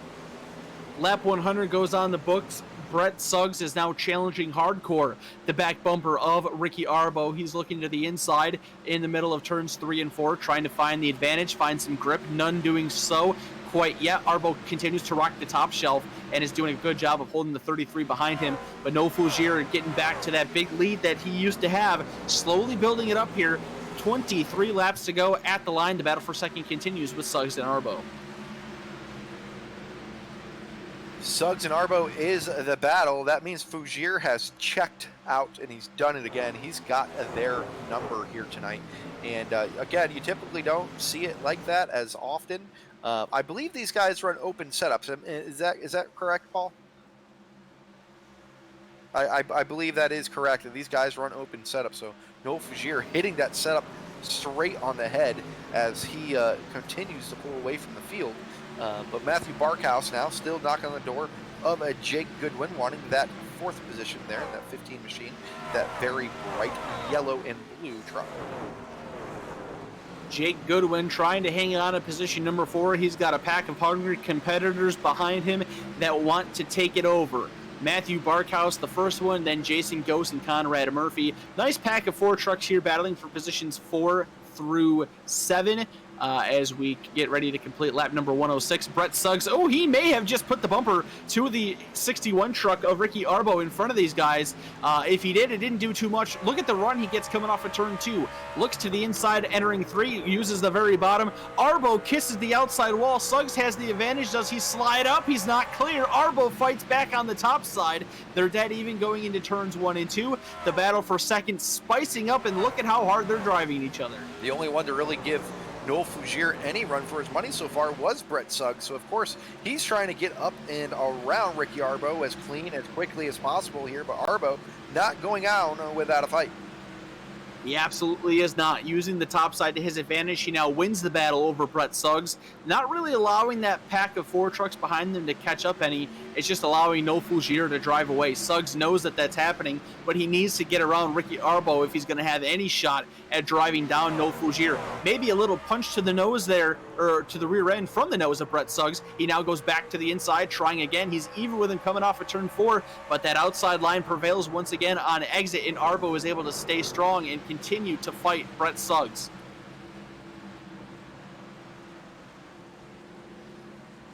Watching that battle, you see Arbo going all the way to the top, Suggs going all the way to the bottom. One driver trying to go the quickest way around the track, the other driver trying to go with the momentum. And this is some really good, great, clean racing between these two. Now that pack of 4 trucks has caught this battling duo, we now have a 6-truck battle for position. Brett Suggs and Ricky Arbo side by side. Matthew Barkhouse and Jake Goodwin side by side. And then Conrad Murphy and Jason Ghost trying to catch up and have some sort of say in this fight. Arbo kisses the wall, and now Brett Suggs has cleared for position 2. Brett Suggs has finally gotten his way around Ricky Arbo for position number 2. Only 12 laps of racing to go. Everybody is single file except for Matthew Barkhouse. He is riding the bottom line around the racetrack, trying to, well, actually, he made the pass on Jake Goodwin, and now is battling with Ricky Arbo for position number 3, trying to get back to P3. That's where he restarted this last restart. Fell back to 5th, and now is fighting to get 3rd back.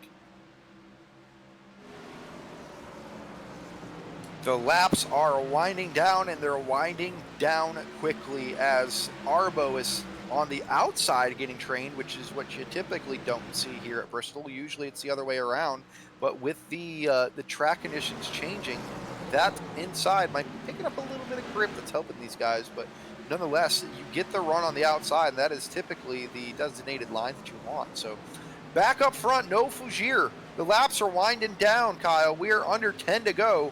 Noel Fougere with a huge lead over Brett Suggs. I think the only way Brett gets a chance is if the caution does come out. Yeah, he's going to need a yellow flag because the gap is continuing to increase. And even if he does get the caution flag, I'm not really sure that's going to do anything for him. We continue to watch that battle. Ricky Arbo continues to slip back. Remember, he took 2 tires on that last pit stop, so he doesn't have as good of rubber underneath of him as the remainder of his competitors, and it's showing as everybody is filing by. Jake Goodwin has made the pass. Conrad Murphy now clears, and here comes Jason Ghost trying to get underneath of him as well. Ricky Arbo, we weren't really talking about him during that last run. He tried a strategy move to make himself known. He did that. Looks like he's going to drop back here to position number 7, but could still be salvaging something better than what he had prior to this restart. He's sure trying. Slapping the wall that hard really isn't going to help, but then again, hitting the wall at Bristol is kind of part of the driving line, unfortunately. The fastest line around, unless you're qualifying. That's just how Bristol and iRacing works, unfortunately. But the battle for 4th now starting to heat up as Goodwin and Conrad Murphy battle it out. But don't look now, though. But Guess who's in the wall? Mike Rhino. Next to him, D'Entremont. Both those guys have been bouncing off everything possible. 5 to go. If the caution comes out, it's going to come out in that group. Well, we've actually got a lot less than that. Those guys are off the lead lap. We are coming to 2 laps to go for Noah Fougere. Down the back straightaway he goes, continuing to open up the lead. It's absolutely been domination for that 36 truck. I feel bad for our friends at LZG Contracting because they put up the money to sponsor it, but it really should have been the Noah Fougere 125. He's absolutely spanked these boys, and with a lap and a half to go, he's coming to complete a true night of perfection. White flag is in the air. White flag is out. Only 1 lap to go for Fougere. He's going from flag to flag here, Kyle. You don't see that often here at Bristol. Not the way Fougere has. He's going to round himself out of 4. Your winner, Noah Fougere, leading all 125 laps tonight of tonight's event. Man, what an impressive run.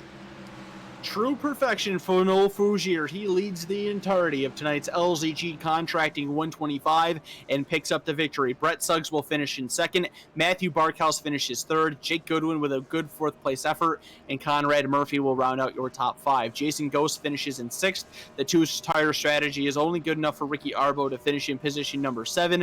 Ronald McKay gets a nice top 10 run and finishes 8th. Stephen Matthews 9th. And the 10th and final truck on the lead lap is the 015 machine of Andrew Lively.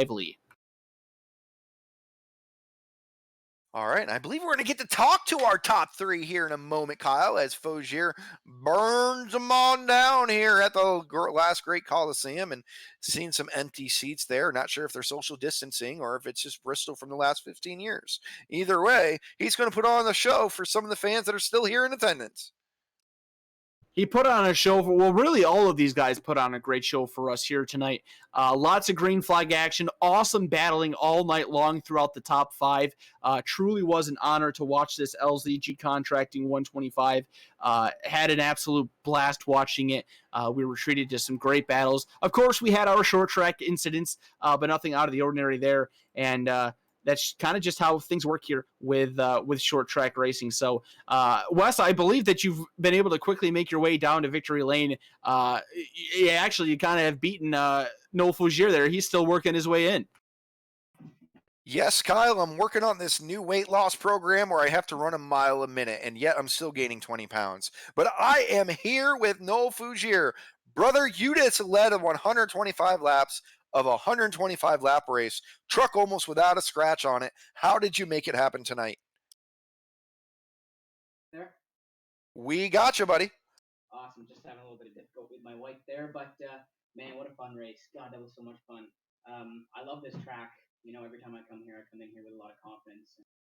I guess that especially showed tonight, leading all 125 of them, having a blast up here. I like this truck. This older truck is super fun to drive around some of these nights that we put this thing together. But yeah, no, perfectly executed race, I'd say.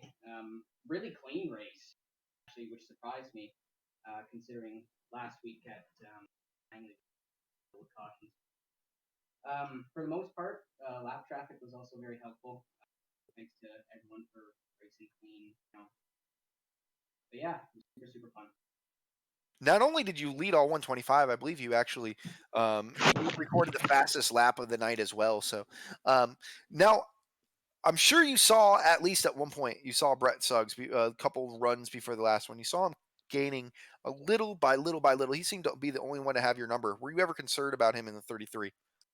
Yeah, a bit. I mean, I definitely saw him back there in the mirror. I knew if that race were to either go for a long run or get a caution in the end, I know that he ended up getting by Ricky there for second at the end. So I knew if a caution would have come out that he would have had a chance. So that last 30 laps or whatever it was, just praying for a caution not to come out. So thankfully it didn't. But yeah, I know. And we were racing good there too. We had gapped the field by, I think, 2 or 3 seconds. So Mr. Fougere, I know no matter what universe that we're in, it always takes a little bit of help to make things happen. Who would you like to thank? Also, maybe say hi to that might be watching on the stream. well, definitely my parents. They've been kind of nag me on, get me to keep doing this after a couple heartbreaks, I guess you could say, in these last couple runs. I know my grandparents are watching. Nanny, if I gave you a heart attack, I'm sorry. I hope you're doing all right. But I finally got one for you. So LGC Contracting for coming on and sponsoring the event. It's definitely pretty cool to see actual sponsors come on for these races. So it's definitely cool to see. So, and you guys especially for putting on another great broadcast, and Tim for putting this all together. Man, we got to thank you for putting on such a show. We had fun watching you lead it from lap 1 to lap 25 or 125, and had fun watching you navigate through the lap traffic as well, man. Once again, great job on the dominating performance, and we seem to call a lot of the races that you're in. So we hope to see you again in the future, and hopefully talk to you in Victory Lane one more time. Yeah, I certainly hope so. Thank you guys again so much. I appreciate it. Yes, sir. And ladies and gentlemen, that was tonight's winner, Noel Fougere. And I believe Kyle has worked his way over to runner-up Brett Suggs. Indeed, I have Wes down here with the driver of the number 33 machine, Brett Suggs, coming up runner-up here tonight. Brett, a solid run for you. You looked very strong. Of course, Noel ended up dominating the entirety of the event, but you seem to be really the only driver to give him a true challenge throughout any portion of this race. Talk us through. Yeah, we had a little bit of an issue there in our heat race, which unfortunately caught us back in the field for the grid starting 7th. But I almost had that heat race won, and then we just, I think, got tangled up a little bit. But yeah, I think track position was key. I mean, having to start so far back and then being easy on the tires and making up that ground, I wasn't looking forward to it because I know how some of our races we haven't had a lot of green flag runs in. But man, everybody did a great job tonight keeping it straight and turning some laps. After that initial green flag run that lasted about 42 or 43 laps, we started to see some shorter runs through the middle of the race, and it led to some pit strategies. We saw you guys come down pit road a few times. What kind of strategy moves did you and your team play? We did see towards the end some of these guys taking 2 tires. Didn't really seem that it worked out for them too well, but of course, having the opportunity to jump on a pit road, fix some damage, do a little bit of tire strategy, obviously opens it up a little bit. Yeah, I was taking 4 tires every single stop. I mean, I knew at the rate the race was going, how many green flag runs we were getting. You definitely didn't want to get caught slipping on 2 tires. So 4 was what I was going with every time. And there was one time I almost beat Noel off pit lane, but I lifted out of the gas with a fear of speeding. So definitely didn't want to do that. But I think if we would have got him right there off pit road, that would have changed the rest of the race.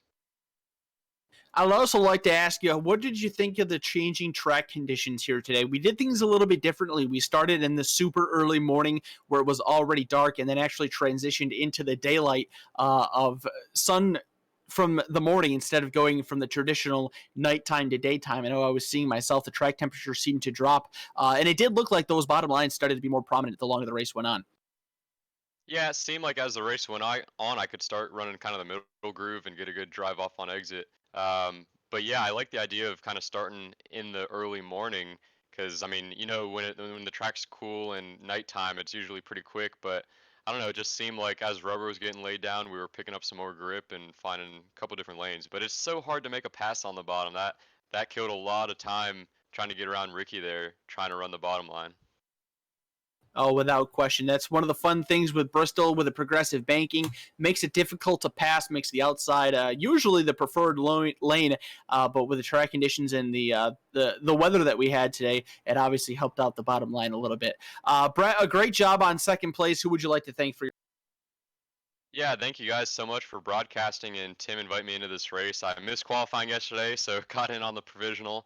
But yeah, I just want to thank all my sponsors in the real world. We got the Custom Matco, A&A Landscape Supplies, Beaver Bail Bonds, Speed Energy Drink, Brett Suggs Racing Marketing, and really just everybody that goes into putting this deal on. It's a lot of fun racing with these guys on a weekly basis, and look to keep doing it.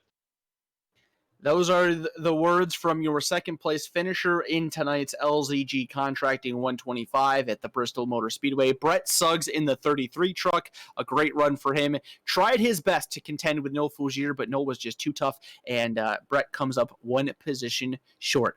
I'll send things back over to my partner in crime, Rowdy Wes Hogue, who is wrapped up with our bottom step podium finisher, the third place truck, the 15 machine of Matthew Barkhouse. Matthew, you had a interesting day racing. You've had an interesting night racing. An interesting truck that we couldn't take our eyes off of. You seem to go from the back to the front, the back to the front. Always found yourself in a gaggle of trucks trying to work your way through, ultimately bringing home a top 3 run. Tell us about your night. Yeah, I know. I guess going into the first lap there, I dropped a couple of the bananas off because I got pretty loose there on the bottom. Definitely wasn't expecting that to happen, driving it in. But no, all in all, it was a good race. It was a lot more intense, like a white knuckle race. If you ask any of the drivers, we're all just holding on for dear life around that track. But it turned out to be an okay race with lots of green flag racing. So I think guys were a little scared to drive it 'cause it was so sketchy. But it was a lot of fun for sure. Watching that first run, that first 40 laps, I believe it was, you guys really got into a good rhythm. And then still beyond that, cautions typically breed cautions, but you got into a very good rhythm throughout that race. How were you able to battle your way back up after that mistake and get up into the top 3 without just completely totaling your truck? Because there were guys that were behind you that were trying to do the same, that made mistakes, trying to work their way back, and it just turned into calamity for them. Mike Alexander being one of them, your brother, he Yeah. got caught up in that last big one. Yeah, I think some of it was I had a little bit lower line. It definitely wasn't the fastest line after seeing Noel fly around the track. But because I was able to run a little bit lower in the corners, I could carry the speed better. There's the only way to pass is on the bottom, where a lot of the guys only had their big speed up top, and you're chasing up the hill. So I think that's kind of where I was able to come back up through, but ultimately not be able to catch Noel and Brett because they were running a faster line. And I got to ask before we get to the questions or the thank yous, why the Chiquita truck? I just got to ask. I was just going through the trading paints, and when I seen that, it dry like the paint scheme is just like how that truck drives the first few laps. It feels like you're just sliding around the track, and I was like, "This is perfect. It's gonna be funny," and I knew it was gonna be a head turner. It was a rolling metaphor. I Yeah, absolutely yeah, love that, man. I oh yeah. love that. All right, Matthew, you know how this goes. Thank your people. Who you got watching? Who's some real life sponsors? Who do you want to say hello to? As usual, all the guys at Rev Racing, Mike, Keith, Ronnie, um, and the other Mike there. But R&R Kinsman's, McDonald Automotive, Celtic Air. They're the ones, like I said before, like Xander Sign Group. Those are the ones when we go back here, hopefully at the end of the year. Those small companies on everyone's cars. They're the ones that are going to be helping us get back there. So we got to make sure we support all the small companies we see on all these cars out here because once it's time to have the real fun, we're going to need those guys' support behind us to keep it going. Make sure we have full fields of cars. It's all about the small businesses because that's typically who is sponsoring your small teams at your local short track. So, Yeah. Matthew, we Yep. hope to see you in a car sometime this year. Hopefully, in your neck of woods, you get back racing like they Yeah. are in Sure. Central and Southern Florida, like they are. But nonetheless, it's been fun calling your races today and in the past, and I'm sure we're going to enjoy calling them here in the future. Congratulations on that top 3 run. Yeah. Thanks, guys. Really appreciate all you guys do and Tim for putting this on for us. Thank you. And ladies and gentlemen, that was Matthew Barkhouse, and we are here with Tim Terry. Tim putting down his drink and putting his hair back in his head. Walk us through that 125 from your seat. What was your thoughts on it? It actually wasn't a bad race. One of the best races I think we've had in a while for green flag runs. The start of it was phenomenal. Had a couple of cautions in the middle, but that's short track racing. At the end of the day, I'm happy with it. We forgot to mention off the top of the show, Paul kind of got a chuckle out of this last week, but we have the TCM Clean Hands Award that didn't go last week. So essentially, it's the COVID-19 pandemic. You got to wash your hands. These guys are trying to race clean. Any driver that completes 240 laps of the 250 we're running this weekend, and they get through clean, the top average finish will receive a $30 bonus courtesy of Tim's Corner Motorsports.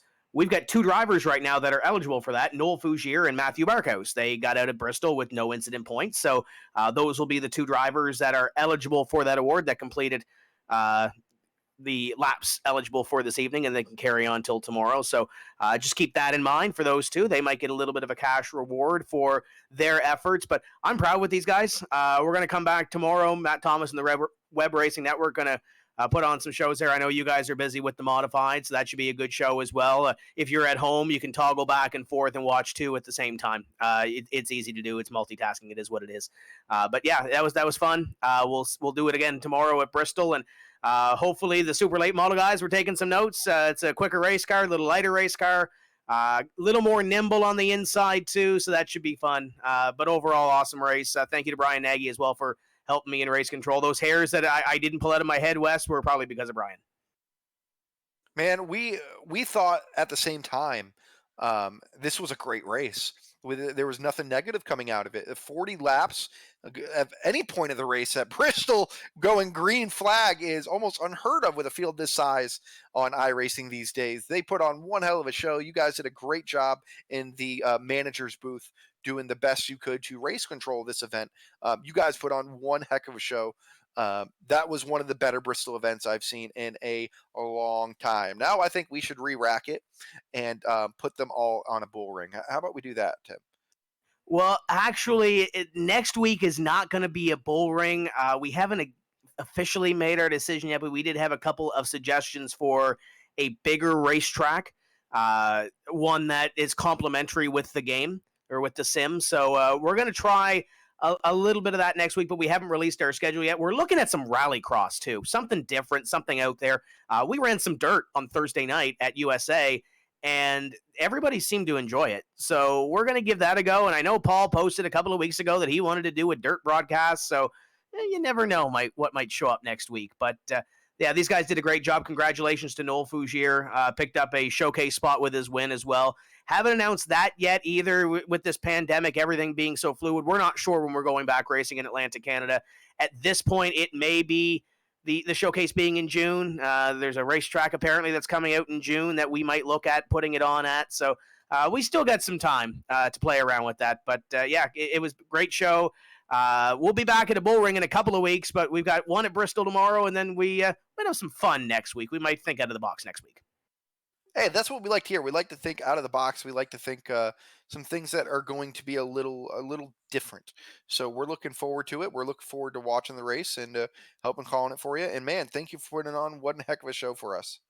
Yeah, it's been fun. Thank you guys for being a part of it. Thank you for everybody for watching. Greg, Grant, and the crew for supporting this race. And we'll get back at it tomorrow and take a little breath. And you mentioned there's racing going on. I know Pit Road TV is busy tonight. Low Budget is at Showtime, and actually they're in the middle of the COVID 119 right now. So if you have your low budget subscription, head over there and check those boys out, because Stephen Nassie and Michael Atwell are putting on a show right now for.